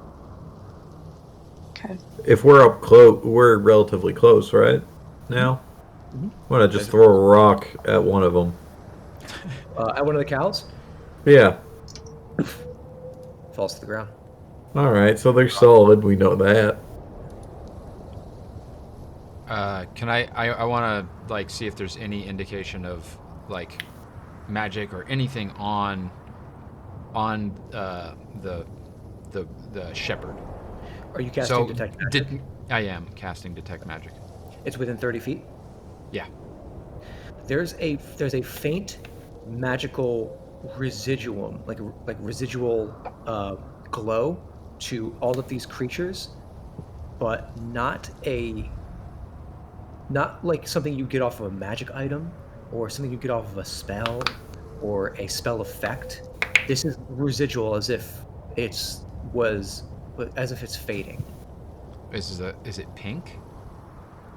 Is it pink? The glow. Because it doesn't. When I cast detect magic, usually there's a glow. And it's related to the School of Magic? I believe so. That's how you. I think that's how you were playing it before. Then in that case, it would be whatever color abjuration is. Blue. Right? Blue. No, yellow. Sure. Yellow. It's a yellow glow. Okay. Cerulean. Fuck. Yes. Ochre. I am. Mauve. It's a mauve. It's mauve. Great word. Okay. It is it's the color of like a warm setting sun. Okay. I tell Evie that I think it has to do with abjuration. Yeah, me too. What is abjuration? what's the abjuration? All right. Okay then. I'll just. Again, can't tell if she's condescending or not. Oh no, we knew this time. Cuin, I apologize if that came off a little too aggressive. I No, did that's not get fucking my. great. Don't worry about it. All I right appreciate then. it. No, Wiping a tear away from his eye. Take 5 points. So mean. Evie, I just want you to like me. What'd you say, Such? To take 5 points of feelings hurt. Right. Where's her? What are you guys gonna do? You just keep moving? I mean, as we slept, I picked I spoke with Xanthiel and got that whole curse ability. I could see what happens. To you? No, You don't want to use it on yourself? I can only do this a couple times before I need a quick little nap. Takes a lot out of me. I'm enjoying this process. What's how far away can you stand and make that work? 0.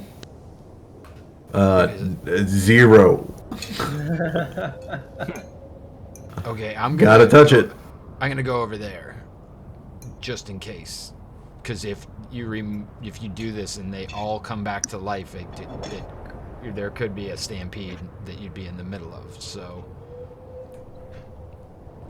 Well, I wouldn't cast it on all. I can only touch one of them. I'm just gonna go for that shepherd. See what his deal is. Who knows if this even works? Okay. All right. Well, I weave my way out of the cows slowly. You start moving back bit by bit. Yeah, they all seem to be like. It looks like if you look at them, it looks like there's momentum moving forward too. Like they look like they were, like trotting. Like the shepherd had kind of given a yeah to like get them moving forward, and they just all froze in time. they've got motion blur. Yeah, they're slightly blurry around the edges. Yeah, Speed lines. there's tracers off the back of each of them. Yeah, I'm gonna go up to since again I use my gun as a focus. I'm just gonna point my gun at his head and cast remove curse on him.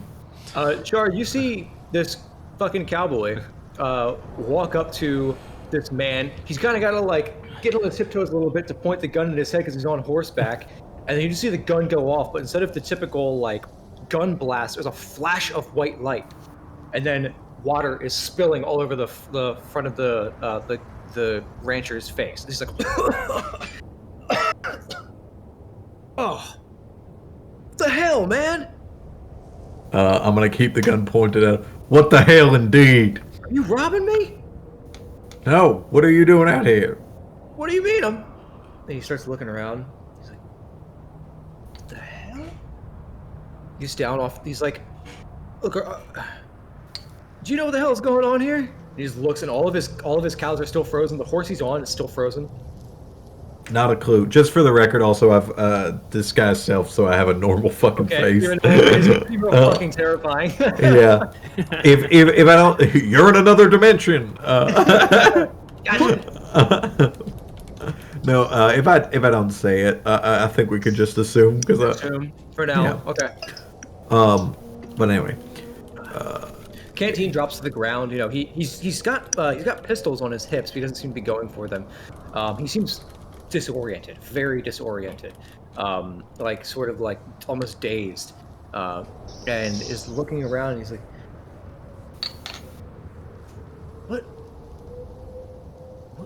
"What day is it? How long have I been here?" Well, does anyone know what day it is? What's this world's version of Thursday? Is this world's version of Thursday, sir? Thirdus. That can't be right. No, that can't be right because I. Well, also, does anyone know the month and year? Because that's going to be relevant. I see him moving and come back in to participate. Since I don't have all this part necessarily written up and set in stone yet, You guys give him the month, the date, the year to the best Sure. of your ability, and he's like, "No, that all checks out. It's the day that's wrong. It means I've been out here since Monday. What's the last thing you remember? Being thirsty. I took a drink of water, and then it spilled all over my face, and I'm here. You guys, see it? yeah, you guys see anything on your way in? People or ruins or any of that weird shit we get out here? We saw people. Yeah. Okay. Folks named Ren. Name Ren mean anything to you? No, they might have been moving a little further north than me. We heard about a storm coming through. They ain't had plane shift storms in months this far west.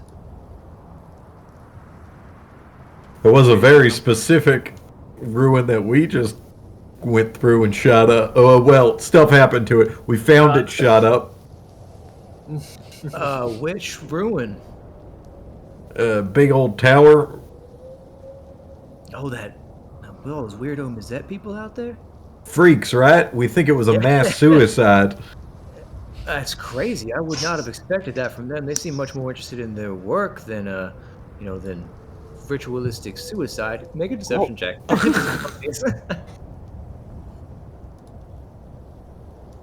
17. Yeah, that's good enough for this guy. He doesn't actually really care that much. They are a cult. Who's to say? Who's to say? I did see him wearing a lot of tennis shoes and there's a lot of the bunk beds. I think last time I went up there to trade with him. I know, crazy. Anyway, that's all we've seen so far. I don't know, Quinn, you seen anything?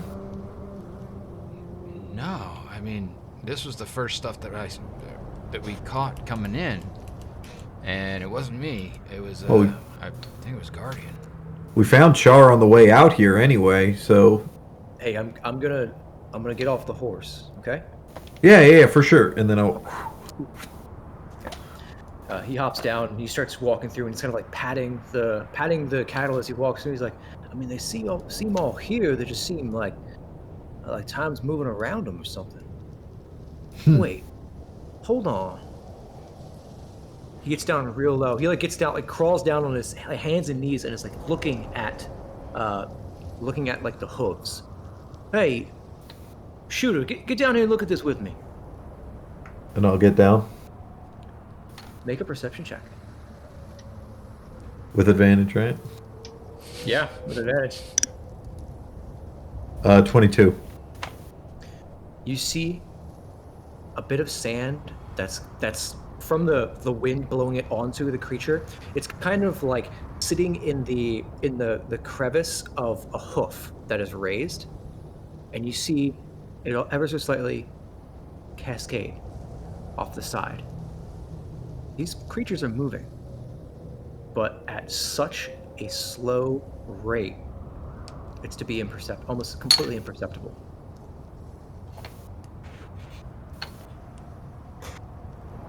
All right, well that tells us something, I guess.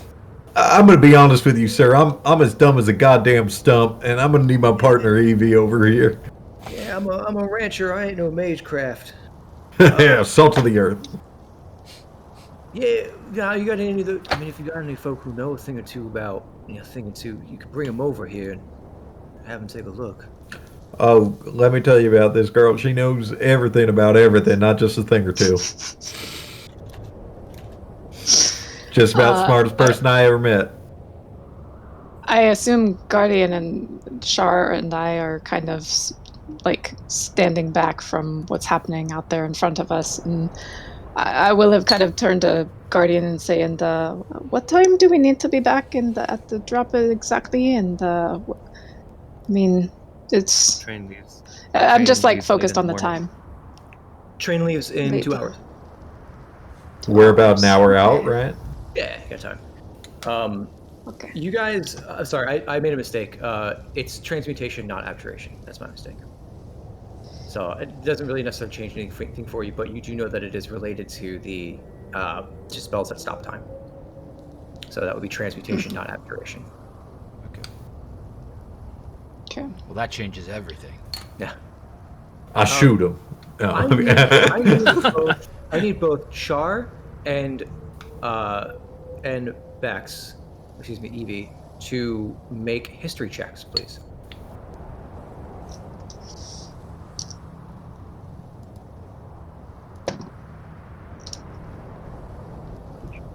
$15. 15? 16. 16. Someone in the recent past, the details are fuzzy. Maybe it's the head injury, but somebody in the past mentioned a book relating to the effects of time. But you can't. Maybe you remember if I've given you that hint, but. Yeah. I'm gonna whip out my bag of holding and look at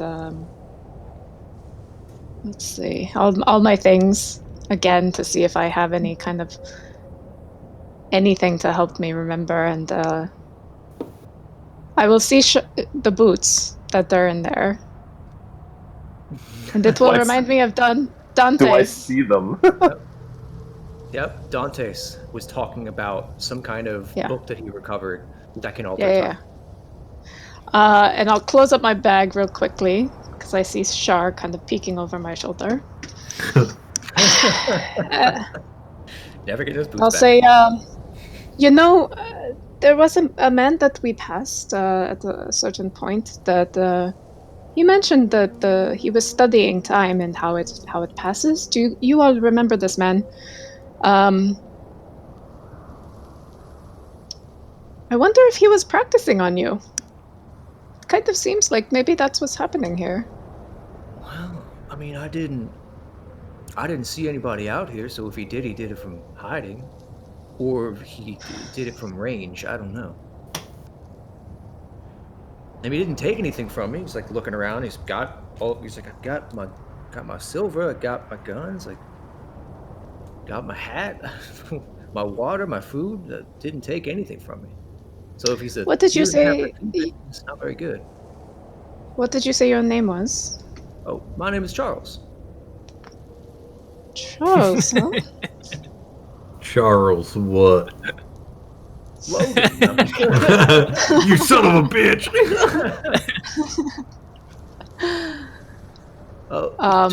It's Charles Tolson. Those TTs on the side of your cow, not those TTs, the other ones. That reference Tolson. Yeah, that's it's Tolson, my uncle and my father. I took over the business when they both passed. No. That's good of you to do. Ain't an easy profession. No, all right, so Char, I think it's time for you to come clean now. This man I'm referring to, his name was Dantes. I believe you know him. Rings a bell. It's the one that I was going after. As I'm peeking at my nose, trying to remember what it was before. I can help you out if you want me to. Thank you, please. You had been hired by Dantes. Right. Dantes, you were running protection for him while he was delving into a ruin. You got him through. You helped him get through all the traps. He escaped. And then he clubbed you over the head, or he sleep spelled you, and then took off with the book and your kit. Right. I relay all this back to everyone, and I say, yeah, there's this guy that did all this. Perhaps he was trying his time magic on these on this herd and ran off as well. It's very interesting. Where did he say he was going? Back to the drop, yeah? We should He was. maybe go find him there. As long as this man is not harmed, and I mean, I don't know how we can get them to. He's like scratching his head. Again. He's like, hey, that thing you did on me. Can you do that to my? Really? Yeah, it's a one-time sort of thing. Son of a. Hey, you know what? We got what, an hour left till the drop. Oh, I don't know. Do you? If you got time, I'll at least my horse. If you let me get back to the farmstead, Yeah, I gotcha. And I'm gonna take a gun out and look at it. Yeah. Flare of white light, and then the horse takes two like almost stumbling steps, and then looks up. And I mean, you guys, whoever is proficient in animal handling, you can guess that the horse looks pretty bewildered. As he immediately moves to the creature and like tries to calm it and hush it and shush it, and no, it's okay, girl, it's okay, that's all right, it's okay. He's like, well, you know, now that I know your source of magic, I'm a bit less terrified of you folk. I appreciate that. And he hops onto he swings a leg over the horse and hops on, and he's like, if I've been gone a couple of days, I need to get back. I need to tell my farmhands what's happened. They probably think I'm dead. So I'm gonna get a move on if you folk don't mind. Well, here, before you go, and I'll pull out some rations and give them to him, because I imagine he's starving. And he's like, ma'am, thank you very much, but I've got plenty of rations. It looks like you folk may need your food, so why don't you hang on to that? Really, if anything, I should be giving you something. You know, this is why I do not try to be nice to people, because they don't take it. Oh, don't take it like that. No, I mean, Miss, it's not like that at all. You see him he removes one of the pouches from his side, and he tosses it down to you guys. Inside there are 25 silver notes, which comes out to 250 silver. It's basically like currency, like paper currency. Those are good in any one of the establishments that you can find on the frontier. It's assured by CC's trading company, so you should be fine. Assured by who?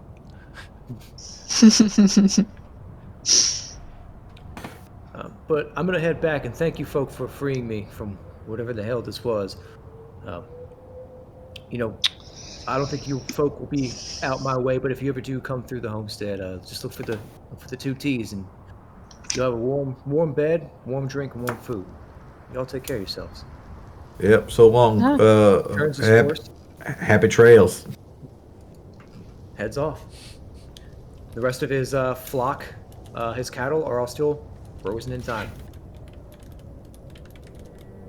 Perhaps we should get the move on, and maybe we can, if we get to the drop, the little extra time, maybe we can try to hunt down the Stantes. And seems our paths are aligned for now. We should head back. Yep. Right. I'm gonna rest in the car. I am tired. All right. I make a point of looking down at Char's feet. And then I just tie myself up. Tie myself off to the Blackstone contraption. You guys all pile back into the car. Cuin, you strap yourself to the outside of it. Roars to life. The big metal serrated tires digging deep into that soft orange sand. You guys head back to the drop. Another hour passes. You guys are closer now. I mean, you're right on the outside of town. I believe you're only, an hour away? Right? Yep. 2 hours. Yeah. Regardless, you get to the outskirts of town. On the outskirts, you see a man on horseback and a tower of something on his head. Guardian, can I use those goggles real quick? And I put back my hideous gazers and okay. Make a perception check with advantage.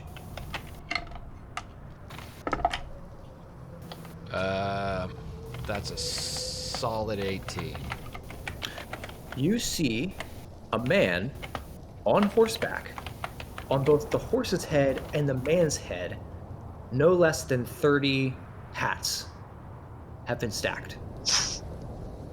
Just one after the other, to the point that somebody most likely needed either a ladder or a mage hand to put them up on top. And is he moving? With an 18, you notice he is not moving. He is also covered in crows. Like, they're sitting all over the horse, they're sitting all on his shoulders, and as you guys are getting closer, they begin to take flight and flutter off in all directions, cawing the whole way. Okay. Looks like our There's- friend passed through here as well. Yeah, there's definitely something weird going on. What was his name again? Dantes. Dantes. Let's see if I remember his last name. Is it Go back to my Infernus? notes. Gerard. Is Dante's there Gerard. We any don't want to search for. more? Oh, Gerard. Don- Yes. Yes, my notes match up with you. You omniscient storyteller. Well, Are there if we any go more looking frozen for him, we should people? probably make sure Char's hiding.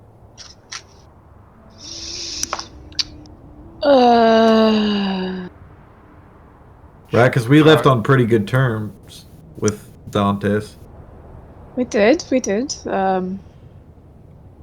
Yeah, I think that's probably a good idea, is to not have Char be around until it's necessary. We will, of course, give you an opportunity, Char, to get whatever you need out of this, but... I can trail a little behind, let you guys Wait, go forward. What did this guy do other than... It seems like kind of practical joking with his magic. Yeah, you can't go around putting on hats on horses. It's just not right.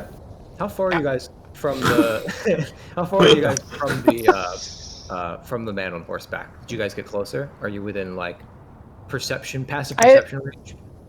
Yeah, I assumed we continued to move towards him.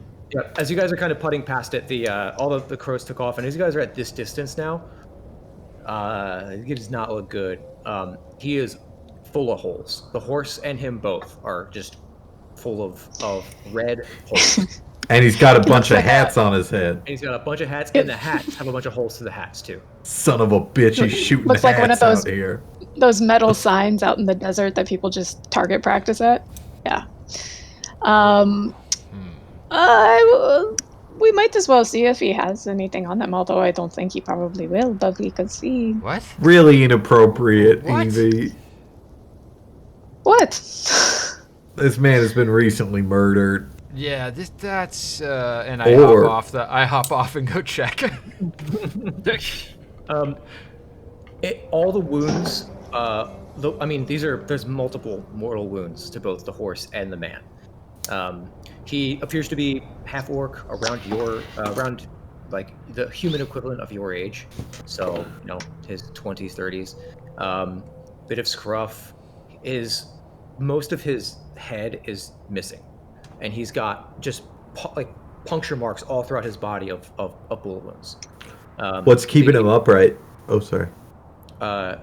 Appears to be whatever time-stopping magic that kept the other guy upright in the desert. It's totally frozen. Gotcha. Okay, also, we do not know that Dantes did this to him. All we know is Dantes probably just froze him in time. But as to whether he killed him or not, we do not know. There is not any evidence of him specifically being the one to kill him. So let's keep that in mind as we go forward. He doesn't seem like the type who would do something this brutal, but I wouldn't put it past him to do the time thing. Well, maybe there's also someone who robbed him who did, because Could be that man's unbelievably robbable, from what I've heard.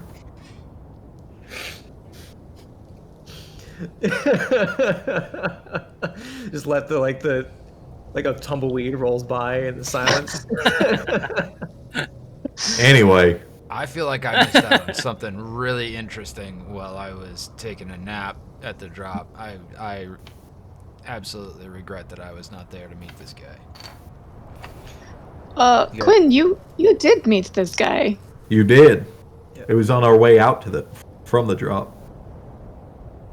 Remember, there. stranded on the Remember side we of the had to road? fix his car and all of the that guy! things? Oh, yeah. Welcome to And the you got- conversation. And you got Jeez, Cuin. what'd you take from him? How long has it been since we started talking about Dantes? Does anybody remember? I would like I to don't make a remember that history guy's check name. to see how Why would I long it's remember his taken name? Cuin. He was a fucking idiot. He's like, and like there was. Remember the boots, Dantes. Yeah, I the mean, boots. all there was like the boots that you could swipe off of his front seat, which I didn't do. 18. 18. It has been roughly 25 minutes. You guys have been standing around this completely murderized Nice. man on horseback. And no one's come Long-ass by? conversation. And no one has Jesus. come. And no one has come by. That seems problematic. Also, what's your passive insight, Char? My passive insight is 12. Okay. You're like, oh man, I guess she stole some boots from him. that doesn't quite click. No. Oh, that sucks. I'm just glaring at Quinn because he keeps opening his mouth about that. But I don't say anything. To be fair, Chuck also opened his mouth about it, but not really with any ill intent. He's generally just like, oh yeah, I think you took some boots. Some things. Some things or something. Yeah. But yeah, it's been 25 minutes. You guys have been standing here talking around this horse. No one has come through. And as you guys are listening now, aside from the flutter of crow wings, it is dead quiet. So Quinn, did you find anything on him? Oh, I don't, Since we are I don't apparently know. not supposed to loot dead bodies. Who said that? 19. Investigation check. Yeah. You Oh find wait, bits sorry. of- 21. Sorry. You find bits and bobs. You find creature comforts. You know, you find a pack of rolled cigarettes in a fine metal case. They probably fetch you about 10 silver. I hand them to Evie. Here you go. And then it's beautifully made case. You find he's got a bunch of ammo on him. He's got a Stonefort, a very nice looking Stonefort breacher slung over his back, and he has a piece of technology that you personally haven't seen before, at least not in this iteration. It is it's slung around his neck. It kind of looks like the gilded gazers, but they're not. You don't wear them on your face. You like hold them up to your face to look through them. Huh. Interesting. Yeah. So you want to pull that off of him too? Yeah, I'll take all that stuff. I'll take the You- breacher and the ammo and the whatever that thing is. And I So hand you- the breacher and the ammo to Chuck and I go, "Here you go, man. I know you wanted something." Alrighty. I would like to start taking the hats off and trying them on, and then like turning to Chuck and saying like, what do you think about this one? Oh my god. Horrible beings. I love that you guys had there was like a sliver of decency in this crew. Like, a hot second, Now we and want you guys were to loot. That's all right, fine. this is yours. I'm taking the hat. So when you pull the strap off from around the guy's head, it topples the hats down. They all fall except for the first hat. That's locked into place, and you actually have to like pull the thing around the brim, locked in place too. That one's not worth it. Just pick and the then ones off on the ground. Once your hats fall on the ground, basically you can take your pick. There's classic rancher hats. There's a tricorn hat in there somewhere. There's the wide brimmed sort of slanted down hats with the peaked tops that are more common in the Emerald Isles.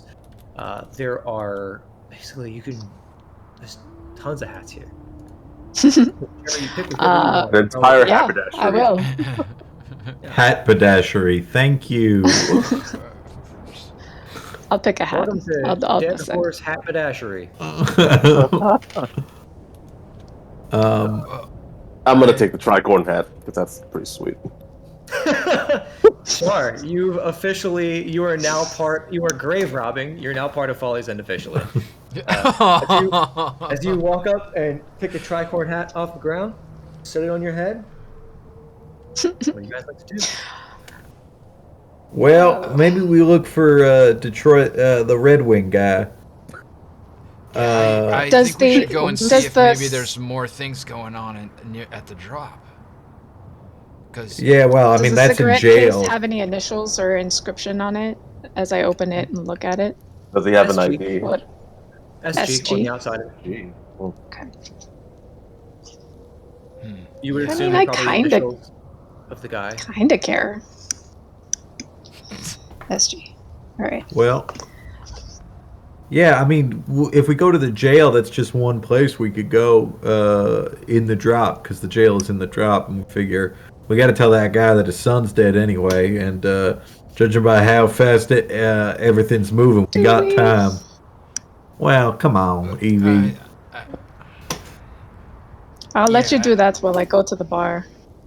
Yeah, I think we should at least get back there and see if there's any more weird time things going on. Are we at the drop right now? That's where You are yeah. on the outskirts. Yep. Yeah. So you're where that you would return the rental scrapper, on the edge of the town, where most of like it's mostly warehouses, lumber yards, stone mill. Like this is very industrial. This part of the drop. It's on the outskirts. Most of the bars and the hostels and hotels and all that stuff, they're closer to the giant cliff face where the elevator is. And it gets less and less and less retail the further you push out from the wall. Maybe let's try to return this first, or see what's going on. Yeah. Evie, weren't you making nice with one of the people in that rental shop? The smart one who you punched in the face? Yeah, Killian, I think was his name. I mean, you guys were the one that got the deal on the thing, so, they probably like you more. But, yeah, we could talk to Killian, and it probably depends on how pleased they are with the condition of their vehicle when they see it, and perhaps you can sweet talk them. But, Well, it's mostly Yeah, Guardian I mean- who's got the way with words. I'm just here along for the ride. He'll be pleased. I like to think that my repair job would speak for itself. Absolutely. Let's head over there. it most certainly does. The Blackstone Scrambler roars back to life as Guardian, basically coasts it along. You guys are moving back into town. The warehouse is on the outskirts of the city. You pull it into the door. The front door is open, though. It's like a big rolling warehouse door, like almost like a big hangar. It's just all slapped together from pieces of scrap metal and wood. I mean, it's as good as a job as wood elves living in the desert can do. As they, like the door's already open, you begin to pull in. It is dark. There are no interior lights that are lit at the moment. You pull it into its bay. As you hop out, you see two figures in the dark who appear to be facing each other. As you get closer, and the rest of you file in, it is two of the Wood Elven brothers. Crazy tangles of red hair, blazing green eyes. One's face is locked in a expression of like mid-argument anger, like yelling, and the other one is in a similar face where they're both just like got these like looks frozen in time as they're pointing at each other. Frozen in the midst of an argument. The All right. spread a lot It's further getting than we thought. Worse and worse. I think you're right. Maybe we keep on pushing forward towards more into the town. Do I can I take a look at like the rest the town from what I can see and see if like there's any more activity? See if there's if everybody's like all doing the same thing. Yeah, you can walk outside in the sunshine and go ahead and make a perception check. Do I see any fresh scrambler tracks leaving the garage? Like, perhaps someone took a... Just yours. But go ahead and make a survival check. See if there's any other tracks you can see. I got an 18 perception. 18?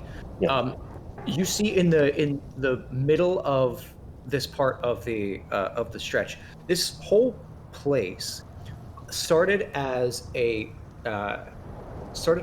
couple of buildings along the Great Road that eventually became the Great Rail once the train was built. And so this whole region here has built up, and it's become sort of like a gigantic version of an one-street western town. So on either side of the Great Road, which is roughly 75 to 100 feet across, are these tall wooden, stone, and metal buildings. Most of them they all seem intact, but some of them seem pretty run down, and there's the gigantic Sandswept Odyssey train that is parked, completely loaded up, ready to go in the center of the street. The gigantic steam and Blackstone-driven train. There are some figures that appear to be standing around it, some in the shadow as the sun is casting a long shadow of this train across the sand. and there are a handful of silhouettes standing about in this part of town on either side of the Great Road. They do not appear to be moving. And as you take a look out, and the Blackstone Scrambler pulls into the bay, Evie, make a survival check. Or did you make your survival check already? Yeah, I got a 13. 13. The only scrambler tracks you see are yours. And there's another kind of track on the ground. It looks like it might be hooves, but you can't tell which way it went. Maybe he took a horse or Well, Quinn's good at figuring this kind of stuff out. You want to see if he wants to take a look at where Okay. those tracks might lead. right here, Quinn. Oh, okay. So we have like an epicenter. Well, we're trying to find it. Okay. What? I take a look around. Okay. Go ahead and make a survival check. Survival. Okay. Slightly higher DC because we're doing the double check on this one.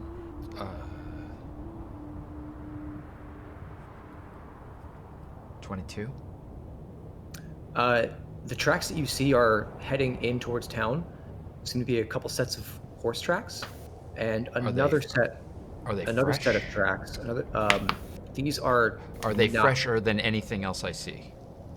The freshest thing you see is you, my man. The second freshest thing is the Blackstone Scrapper tracks as you pulled it in.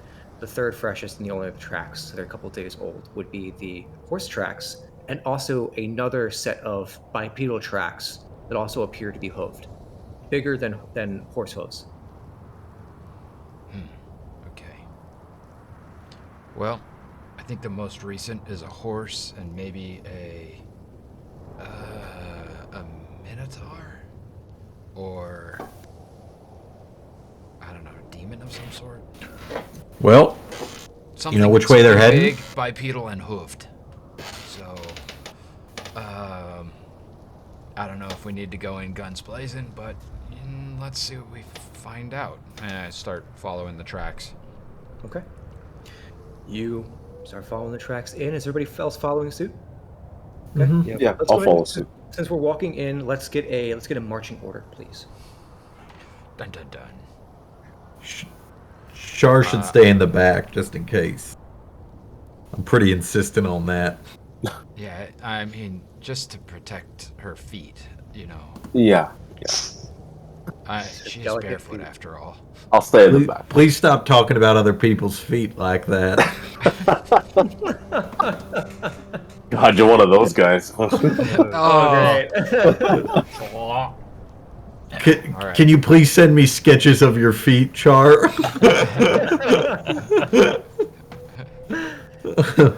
As you guys continue forward, by the way, more crows take flight from other bystanders who are other silhouettes. They look like scarecrows almost, just out in the middle of the thoroughfare with just these crows on their heads and on their bodies. I'll be right in front of Char. Okay, so I'll go second. are we going to start with Quinn? Yeah. I'll go second. Okay, Quinn, Guardian. I'll be in the middle. Okay. But we can send Floofy ahead to make Does she know perception where she's checks going? and things. I could just kind of direct her to go, any direction. You can send her off ahead if you want to. How far ahead do you want to send her? She can go 40 feet ahead of us, maybe. 40 feet ahead of you guys? Mm-hmm.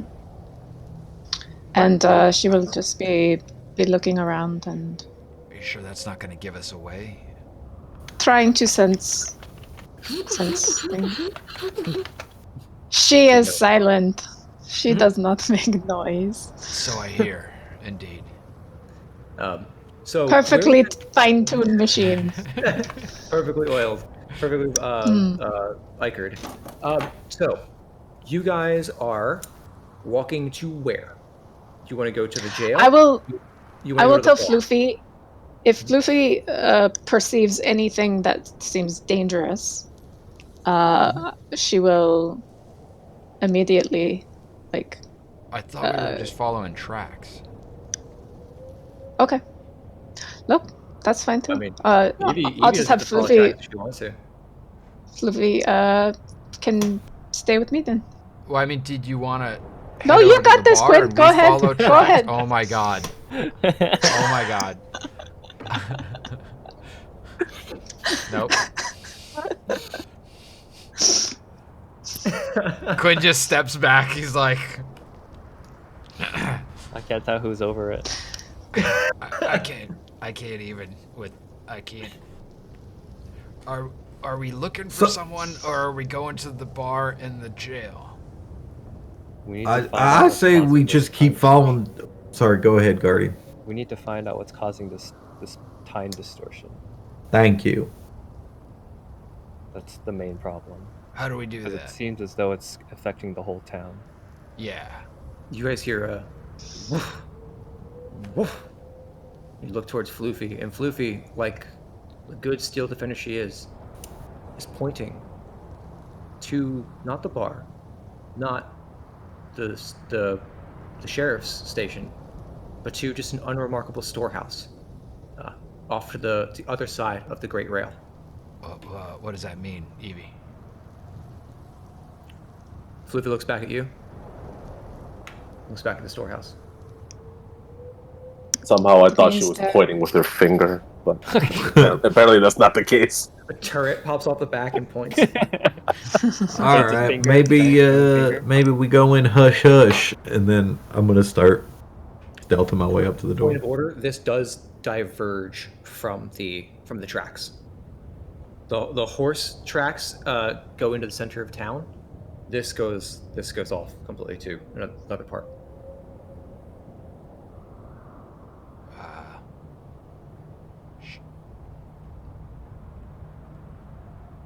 Anyone? I'm moving Which Yeah. direction? See what that towards the store. Yeah. If Floofy finds something, Seems it's Okay. more immediate towards the Indeed. storehouse. can I? Are there any windows? Not on the storeroom. Okay. It's similar to the hangar you guys came from, but made of wood. More classically Western. It's, tall, peaked roof. One big sliding barn door on the front. Judging from what's stacked outside, it might be a place where they store wood to keep it out of the direct sunlight. Hard to say. Any cracks in the wood that I can maybe look through? Oh, you guys want to get that? Okay, you get that close. You not too much. And as you look, go ahead and make a perception check. There's a couple that are pretty narrow, and you've got devil sights. You will be able to see in. 23. You don't see a person, but you see clear signs of somebody like who's been living in here. There's blankets piled. There's a lantern. There's food scraps. There's a couple of open books on the ground with scrawlings, but the rest of it seems to be contained around a corner. All right. I'm gonna sneak back and relay that to everybody else. Oh, were you sneaking? Just give me a stealth check. Oh, sure. Sorry. It's okay.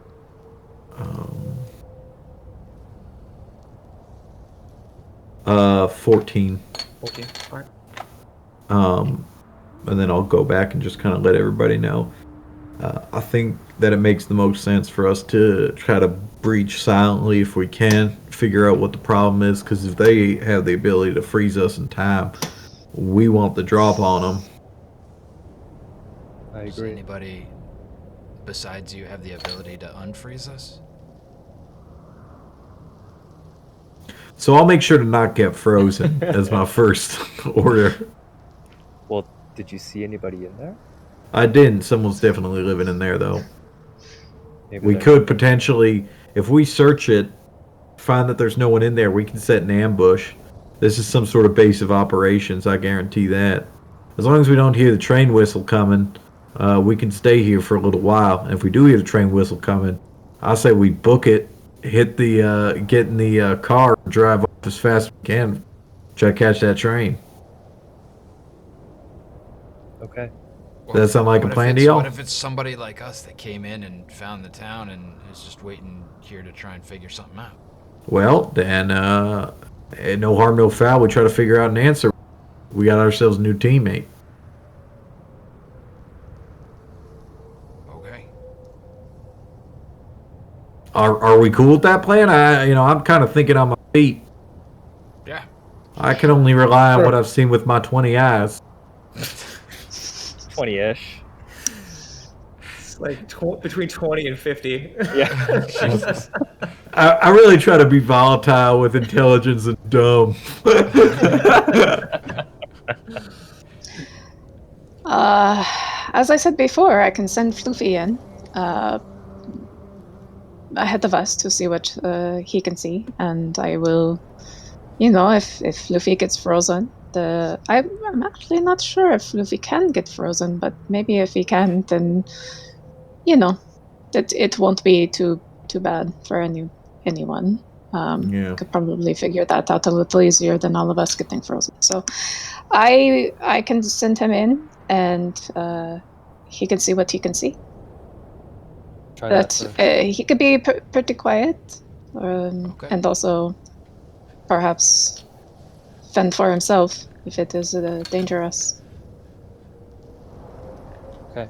All right. Okay. Or we could send Char in. I mean that No, would work too. send Luffy seems a little more better equipped than me. Well, maybe if Floofy's going in, we can set the stage outside, kind of hidden, just in case something goes up. They don't just look outside, cast a spell, and we're frozen solid. I agree. Do you want to surround the place, or? I think that makes sense. Also, if they try to run for it, we can figure out our just response. Are we using lethal force, or? I mean, this is the kind of stuff we should probably talk about beforehand, given our last encounter. Let's workshop it. I mean, even if we go in lethal, we gotta have healing. So I say, lethal's probably easier if we gotta bring them down quick. Okay. Last time there was kind of a lot of back and forth between like we're gonna choose. Listen, boy, howdy, do I get that? Yeah. So just hopefully we. Listen, we're being same clear page this time. We don't want them dead for good. Well, we can take up hidden positions, aim for the kneecaps if we have In to. an ideal situation, there's no fight. But aim for the kneecaps. Yeah. All right. Are there any bushes outside that we can hide in? Stacks of crates, a little bit of wood with some with what looks like canvas over top of them. Can I take up a sniper position? Is there anywhere that I get high up and look down? The only places, over, the only one buildings side that of you the can, building. the only parts of the building you can get on, or the only buildings you can get on top of, are actually in parallel to that building. So Okay. it's it's front facing towards the Great Rail, Okay. and so you'd be on the building next to it. It wouldn't necessarily give you a advantageous position. It might actually block your view of the main door, the main rolling warehouse door. Okay. Then I'll just find somewhere to hide out. Okay. You can probably take refuge in, a portion of the train, which is about 60 feet away, if you actually want to be concealed in some way. The train's in the middle of the street. I'm fine with that. I'll do that. All right. I don't want to be that far away. I think I'd rather Okay. kind of There's take up nowhere behind really. a box or something like that. You can drag a box out in the middle of the road and hide behind it if you want to, but for the most part, it's fairly open. Like Metal Gear Solid. Yeah, exactly. Yeah, a cardboard box over your head. Yeah. There he is. To kind of give you an idea of what this part of town looks like, think of like a Deadwood style town or like your classic Western version of a town. There's a boardwalk, right? That kind of runs along the main thoroughfare. The main thoroughfare is mud and dirt. The only difference between that and and this town is that this street is huge. It's like 100 feet across, and there's a railway system that runs through the center of it, but it's still packed mud and dirt and feeding troughs. And then there's a boardwalk, and then there's the buildings, and there's some crates in front of the buildings and things like that. There's some hanging nets. There's some canvas. You could probably fashion, if you got an hour, you could fashion a ghillie suit and like lay in the middle of the sand and like throw some dirt on yourself, and you can probably be pretty well hidden if you want. The buildings are pretty high too. You said, right? They're most of them on the front facing part are no more than 2 stories high. Okay. There are some that are exceptions. Some of the warehouses are a bit taller that house some of the bigger things, and the buildings get taller the closer you get to the drop. The closer you get to the wall itself, the buildings get taller. But out here, they're industrial. I'm not even gonna bother with trying to hide or anything. Okay. Let's just send it in. Just find hard cover that I want to be behind though. Yeah, that's tough too. But you can hide in the train, get half cover by the train, or you can hide around the side of like the warehouse itself. So that would require a stealth check to get close enough to it to remain hidden and not alert your quarry. I'll hide by the train. Got it. As best as I can. Yeah. I'm going to stealth up to. I mean, I gotta get Floofy inside, so I'm gonna stealth up to the front door and attempt to kind of like stay crouched from any windows, and just kind of no reach windows, up. Don't worry about that. No windows? Okay. So I'll stealth up and then try to open the door, but stay out of view as best I can if it's unlocked, just quietly unlock it, push it open. It does appear locked. Okay. But this is go ahead and pick the lock. And remember, this is like a large rolling warehouse door. Ah. No quiet way to do this, basically. Okay. Yeah, it's gonna be one of those as you pull it open. I'm just thinking of all the times that I was a PA on a hot set that we had to open those up quietly to bring people in and out. It's so hard, but it's possible. Real world knowledge coming into play. Yeah.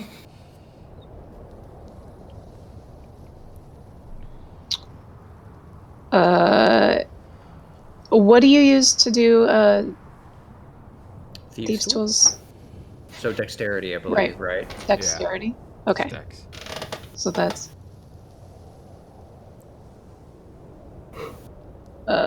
sorry. It was a 9 plus 8 is 17 plus 3... 20, not natural. It's just enough. It opens. Perfect. You... and I will just very as quietly and slowly as I have to make sure it's not making too much noise. Let's have that be a stealth check. Okay.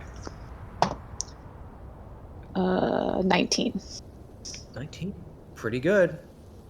It's moving quietly along the track, and then... And I'll stop immediately as soon as it makes a little sound. You hear the sound of, oh shit, and then as a crate falls, and then a figure is disappearing into the back of the warehouse. We're going to turn this into a trial, okay? So what we need is, we need 10 successes before 6 failures. Basically what you're going to do is there's going to be a certain amount of time. It's going to count as 1 action. Like the timetable is 6 seconds, so everybody gets 1 action you can do within this timetable. It can be running, it can be jumping, it can be a skill check, it can be attack, it can be a spell. And then what we'll do is we'll have a certain amount of time. Basically, it's 15 rounds to complete this trial. And you just need 10 successes before 6 failures. Does that make sense to you guys? Sure. Basically, it's So we have to choose an action that we're gonna do that requires a skill check. It can be an attack. It can be a skill check. It can be a spell. It can basically fall. It can also just be running. Make an athletics check to cut down on time. Basically, what you're trying to do is you're chasing this person through this warehouse as they take off. We're going to do this in. We're going to start with Bex. You rolled a 20 on your initiative, but everybody else roll initiative for me. Because you were already right up there in the gut level.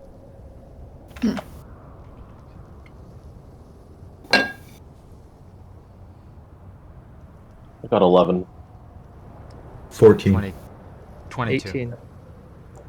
Okay. I wish that there was a way for me to... Oh, maybe I can do this in Foundry. I don't want to waste too much time because I want to keep this kind of like moving along. But... Draw.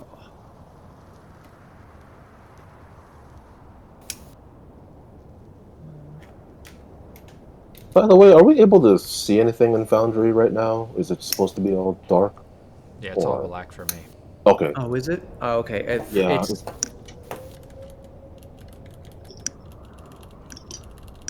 I can see you moving around, but it's all. I didn't realize that. Sorry, guys. We haven't had a black screen up, right? We've had Yeah, the It's been logo. pictures. I've been playing a slideshow behind us. Oh, okay. That works.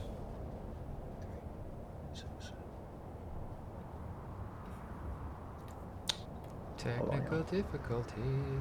There's no technical difficulties. I'm just making the thing for you guys real quick.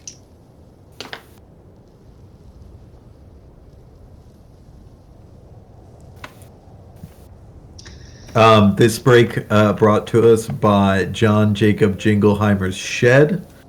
His shed is my shed too, which is why I'm selling all of his stuff. I need it out of my shed. So, what kind of wares do you got in there? It's mostly a large collection of leaf blowers, and I keep wondering, why does this man need so many leaf blowers? And also, if he has this many leaf blowers, why does he need to share a shed? He needs to get his own shed. I'm pretty insistent on that. Sure. So, what kind of leaf blowers are there? Are there all different kinds? Are they all the same? They're all different kinds, which again begs the question, why so many? If you know what brand you like, clearly he's doing something with these goddamn leaf blowers. Mm-hmm. And he he's has- setting them all up is this outside all of part of the- Autumn's is this- house on Saturdays. Right. Just having them go off on timers. It's apparently his testing ground. This is part of the copy that he asked me to read. Oh, it is. Okay. Very weird.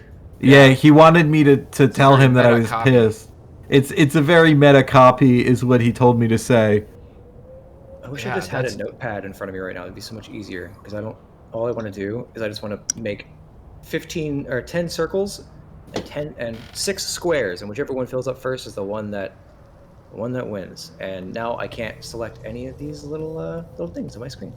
Can you guys see them? Is that Foundry? Can you see the? Yeah. Yeah. Yeah. Do you see all those squares? Yeah, I can't touch Yeah. them now. I set them Those are there, so now I circles. can't grab them. Can't see you just circles. open up like a Future Photoshop window or something and do that? Yeah, but then we can't.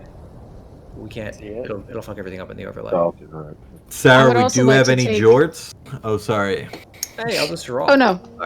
Go ahead. You can keep going on that. No. Sarah asked if we got any weed whackers or jorts. We do not have any weed whackers. It is unfortunately just leaf blowers. Again, mystifyingly large amount. But jorts can be provided by one of our other sponsors, Jorts. Thank you. Thank you, That's, George. it's interestingly enough, I never got my jorts. I was told that being our sponsors they would provide us with jorts so that we would be sitting in style and comfort as we Just a played. discount code. Just 20%. Yeah. Well, it's actually about also, 70% off they're Yeah, back order. From- Because from jeans. From the jeans. Yeah. From top to inseam, it's about 70%. From bottom to Yeah. top. Yeah, it's about 70% off. Anyway, Bex, what were you saying? Oh, I was just going going to take. I was going to take suggestions as to what kind of hat Evie pulled off of the guy. Which one she ended up with. If anyone in the chat wants to throw out suggestions for the Propeller style of hat. Yeah. It's a pope hat. Outsourcing always works. It's a pope hat. It's just a giant fucking it's reindeer antlers. All right, we following? So, let's go ahead and let me see if I can drag your tokens on here, because that'd be hella tight. Yeah, there's one. That may be the first time I've ever heard you say hella. Yeah, I'm an idiot. That's why I said it. I'm kidding. I don't know why. I don't know why I get violent when I'm trying to think. How dare I do that? It burns my brain. 1, 2, 3, 4, 5. Yeah, all right, that's everybody. Okay, so let's line it up in initiative order. We got Evie going first. Quinn, what's your initiative? 22. All right, so that does put you ahead. Floofy's gonna run with you. Char, what's your initiative? 11. Put you here. Guardian, what's yours? 18. And Chuck, what's yours? 14. All right, so this is gonna be the order. Coming up on the first person, Quinn, basically what you see is you see the door start to open, your dark vision peering into the darkness, and then you just see a dirty humanoid form leap one of the crates and disappear into the back of the warehouse. What are you doing? Does it have to be an... You said it can be an action, a spell, or an attack? It can be pretty much anything, and we'll resolve it with either a skill check or an attack roll or saving throw. Okay. So basically, I'm doing a bad job of explaining it, but it makes a lot of sense on paper. Basically, all you have to do, we're going to abstract everything down to just keep things moving through the narrative. Okay. And so, go ahead. How far is it to the back of the warehouse? You don't know. You want to make a guesstimation? Well, yeah. I just want to see how far it is from where we're standing. From where you're standing to the back of the warehouse, you can't see that far. It disappears into darkness. It's a long warehouse. It's anywhere 200 feet long, maybe. Okay. Give or take, 200 and 300 feet long. It's a big warehouse. Okay. I'm just gonna book it. I'm gonna dash. Mm-hmm. Okay. You sprint, basically leap. You have to leap over top of Evie as you're running through. So make an acrobatics check.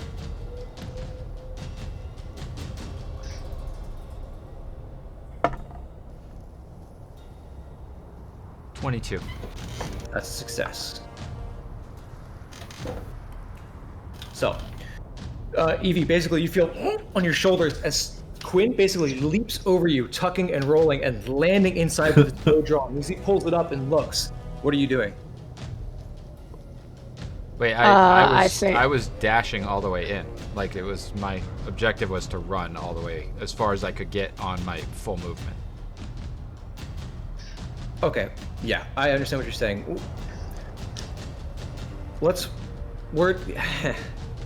Okay, I'm having whatever. trouble explaining it. So right now, basically what this is going to be like we're cutting segments of a cinematic into skill checks, attack rolls, and saving throws. Got it. I did a test run on this, like a home game, and it was really, really successful, but I didn't do a very good job of explaining it over stream. And it's hard for me to I don't have any I can't draw anything in front of you guys, unfortunately, which is the way I explained it last time. So basically it's like a skill check. It's a skill challenge, right? But instead of everybody just rolling and it all being one skill, okay, 5 of you got good perception checks and 1 of you didn't. This is protracted over 10 rounds of cinematic movement and play. So basically your turn was, okay, I'm going to use an acrobatics check to run in, sprint, and jump over top of Evie, and that's a success because you got a 22. The DC was 16. The DC for all of these going forward is 16. That's the set DC. So we just have to beat a 16 each time. Repeated checks of the same type increase the DC by 2 each time. Okay. So if you want and you want to do another acrobatics check, it's going to be a 18. Okay. Makes sense. So try to encourage you to use different things as you go. So, I apologize for not making this more clear, and we are just kind of hopping in and doing it as we go. So it's all good. We got it. Yeah. I apologize. So, it is Evie. You are up next. You just feel the wind over your head and your shoulders slightly pushed down as Cuin leaps over top of you, lands, and draws his bow. So what are you doing? Let's see. I say, let's get them, boy, and I'll send Floofy off to chase the person in the dark, and I will double dash right behind Evie, or right behind Floofy. So Floofy travels 40 feet, and if he's dashing, Okay. that's 80. In this area, and which is why I was very vague about the distance between here and the end of the warehouse, is because you're either going to catch him in 10 rounds or you don't. Doesn't matter how fast you can run through this area necessarily. It all comes down to the checks that are being made through here. So you can run. You guys run into the warehouse. You can dash if you want to. You can leave your friends behind. Got it. And that would just be an athletics check on your part if that's what we want to do as your check. Or you could be like, I want to, Eldritch Blast some crates down to knock it down in front of him. You could do an attack roll. Stuff like that. I see. Okay, well, I'll still send Floofy ahead of me, taking off after this guy, and I guess will. You could use an Arcana check to see if you can utilize Floofy in a way to like get him to, leap over the crates or arcane jolt into the adversary's back as he's running off. That's like an example. Okay. If that helps you.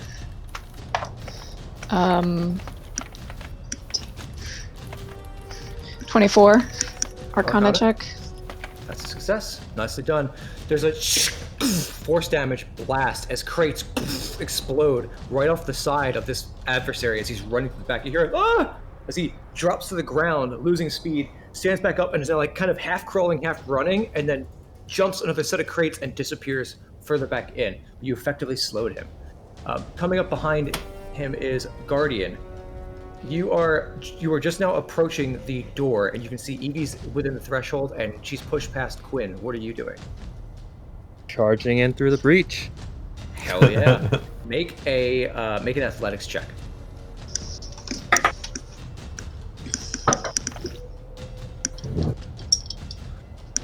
And just to clarify, it's only if the same person keeps making the same check. Gotcha. Oh, cool. People can make the same check. Okay. That was a 19. 19 is a success. As you just row after row after row of crates are being smashed through as Guardian, all 8 feet of him, just begins smashing and plowing through all of these crates that are inside. He clears a path in front of you guys. Now, Chuck, you can see clearly there's a figure who is just scrambling to his feet and getting up and running as he's passing further into the warehouse. What are you doing? Listen, if you keep running, we're gonna kill you. I'll Make an intimidate intimidation him. check. That's it. 22. It's a success. Holy shit! Holy shit! Ah! And I'm gonna take off also. All right, so you running forward. You hear that next to you, Char, from the train as Chuck and Guardian both almost like with like preternatural speed and initiative, just like fucking haul ass. What are you doing? I'm gonna go in after them too. Okay. So you begin to push in through the breach. What kind of check do you want to make? Do you want to see if you can make a perception check to see if you can see them? Do you want to try to fire off your gun into the distance to see if you can, peg the guy in the leg? Do you want to try to cast a spell on him that's within range? I think I'm gonna try to see if I can block his way by taking a shot at like a box or something. To try Okay. to Go ahead and knock some roll the stuff hit. over. You can see some crates that are propped up on a second floor that have some boards underneath of them that are kind of wedging them to like a makeshift second floor. Right. You think you may be able to hit one of those boards with an AC of 16. 19. That hits. You guys hear a resounding blast as the Magicraft gun blasts off from behind you guys, and there's a streak of fire through the air as it smashes into those boards, incinerating the board completely, and the whole thing just goes dumping crates, rolling down to the air. It's right in front of him. As he turns, you see like a frightened humanoid face from that intimidation attempt, and he turns back, and there's just a mound of crates in his way. he takes a hard left and starts running down perpendicular to his path to get around the crates. Next up is going to be Cuin. Top of the round, my man. You can see now there's a path cleared in front of you with Guardian still running through. You can see a big avalanche of crates had smashed down a good distance ahead of you as there's like, you went like that dead end shuffle and then turned and started running to the left. You can still see him as he's beginning to duck around some crates now to the far left and running back towards the back of the warehouse. I'm going to cut to the left, cut to the right, and try running after him. Okay. Gonna do a nice wall run around the corner. Would you consider that athletics or acrobatics? Seems pretty acrobatics. Yeah. Okay. This would be a DC 18. 22. 22. No failures yet, guys. Good job. You run and then up around the sides of some of these crates now that are collapsing the other way. Your hand almost slips on one, and you kind of right yourself and push and twist off the wall, land, tuck, roll, and just straight from that roll, leap over the next set of crates and keep running. You're right on this guy's ass. Next up is Evie. You look ahead, you can still see the tops of Floofy's ears moving through the crates as he's running. He's right on the heels, and as you see Floofy turn around the corner, Floofy's boy or girl? I keep misgendering it. Boy. Them. Boy. Them. Well, it's a construct in this case. So I'm kidding, I'm fucking with you. It is a them, but... It's a so you see the top of his ears, like the Doberman ears, as they turn around a corner and run, and then you see the distinct green, like flapping cape hood of Cuin as he tucks, rolls, and leaps over the crates right over Floofy. As Floofy turns the corner and is again right on the heels of your adversary. What would you like? Yeah, I want to yell at Floofy to,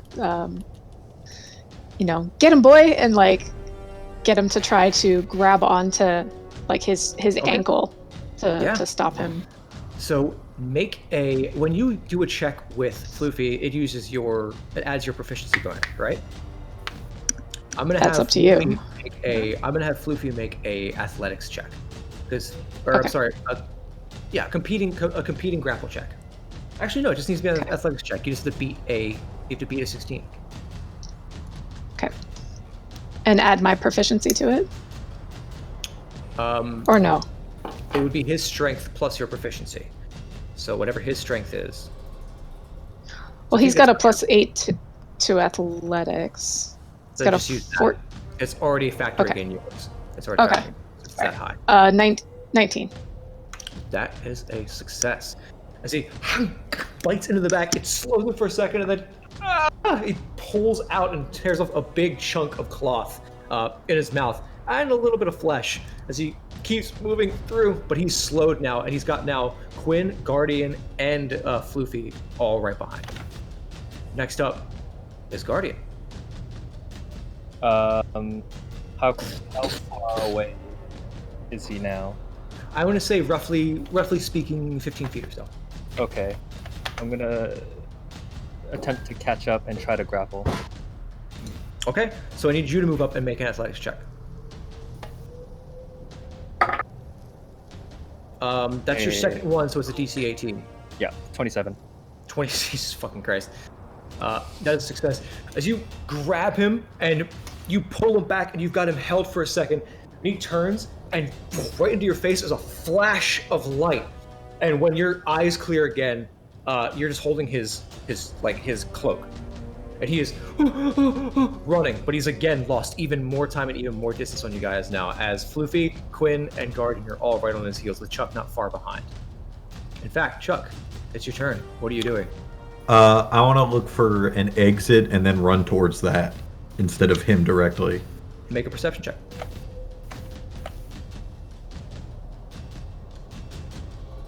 Ah, fuck. 9. Okay. Looking First around, failure, folks. you stop short for a second, turn, and run. And you're like, you can see the exit in the back. There's a bit of light kind of filtering in through the boards in the back. You run, turn, run, and then are running down a blind alley of boxes. That's one failure. Next up is Char. Into the breach. Your eyes adjusting to the light. It's fairly dark in here. It's a little tough to see for you. But you're moving forward. What are you doing? I can still see like the rest of the party going off into the distance, right? Yeah, you can just see them kind of on the edges of your building. There's like Okay. there's like basically a canyon has been cleared of boxes that have toppled down in. You can see where you knocked a bunch down on the far side. You can hear the yelp far off in, and then you see there's a brilliant flash of light for a second, and then you hear a scuffle of somebody running. Can I look for a like a flanking route to try to get to the side of him so I can cut him off, maybe? Mm-hmm. What would you guys consider that? I would consider that perception as well. Perception as well? Okay, make a perception check. I was thinking maybe like Survival. insight to see yeah. to predict where that try to understand where that person is going to see if you can flank them. Why Oh, don't you yeah. make an insight check? Inside Yeah. check? Yeah. I might have done. Yeah. Makes more sense. 19. 19 is a success. Okay. You can see he's clearly running for the back, but from what you can see, you know that he needs to move around to the far right side of this warehouse to get around the last bit of crates. So you just book it, you run up the mess of crates that's already been knocked down and try to move across the top of this warehouse and drop down behind him. You've gained yourself now, a full round's worth of movement, and you're now gaining on him from behind. You drop down, slide down the crates from the far end. There's tarps and everything on the end, full with like metal pipes and all sorts of mining materials. It looks like this whole place is filled with. And as you drop down, right behind him, back up to the top of the round, you're off to the far right side of him that you can come around and flank him if need be. On the next turn. Cuin, top of the round. You're not far behind Big Metal Man when there's a blinding flash of light. You turn away and look up, and Guardian's like standing there for a second, and he's holding like a man's clothes, like with no man in them. What would you like to do? What?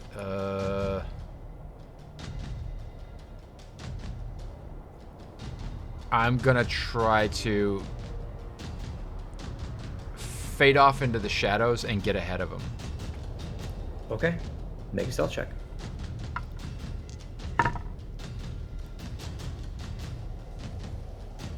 $29. Guardian, you see Cuin pass you, and then veer off to the left, disappear. And as you're like, throw down the clothes, start running again, you chase this character right to the end. Right as you get within, you get your hand on the back of his shoulder, he's like side tackled by Cuin and Char at the same time as he just goes in two different directions. Oh god. And then just when hits the ground, knocking the wind out of both Char and Cuin, and the character on the ground as he's just.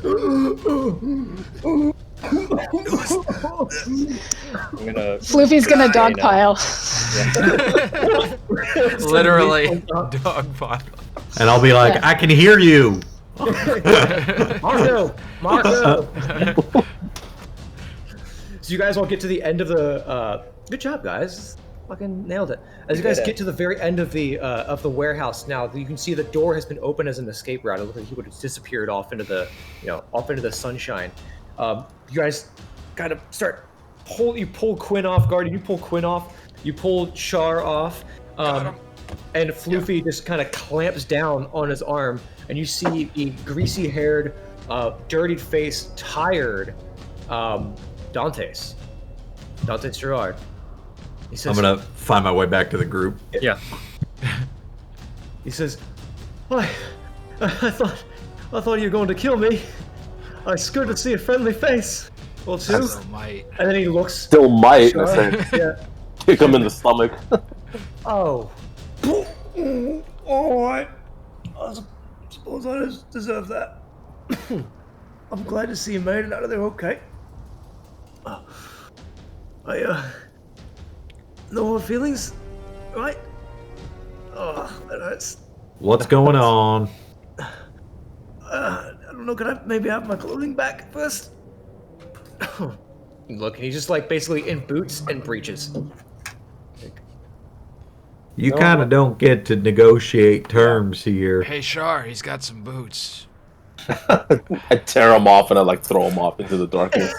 See how you like it. Hey, no, what are you doing? He's like ripping his shoes off. All right, I'm thoroughly humiliated. What? Why did you chase me? Why'd you run? Oh, because you chased me. More importantly, why aren't you frozen like everybody else here? That's something I'm actually still trying to figure out. Well, maybe because I was at the epicenter of the whole thing. But wait, you know what? the frozen people? How long have you been here? You just got into town, right? Yeah. Oh, Baby. okay. All right. Everything's gonna be okay. We're good. Why don't we have a little bit of a chat? And with that is where we will pick up next time. With Dantes, you guys having a chat. You guys figuring out what the hell is going on. And you may be punching his face in depending on how things go. I'm neither here nor there. I feel like he owes me one, but figure that Yeah, out. good job, guys. Well done. Good job, sir. Nice run. Thank you. Getting us out of there. A lot of role play. Yeah, and we'll break into some fun combat next time for everybody too. We've got a bunch of stuff planned. We just happen to get through some. Well, we're setting up all the dominoes so we can knock them down. So, hope you guys tune in next time for a little bit of I don't know, a ballroom blitz kind of thing. Excellent. We're gonna play that despite the DMCA. I don't think that's a good idea. I don't think that. Yeah, but you know, Why? whatever. What's the worst that can happen? Let's do it. Thanks All for right. everybody. Well, Take care, everyone. we will see you all next week. Thanks for tuning in. We'll catch you on the Discords because we're all parts of them. Bye. Bye.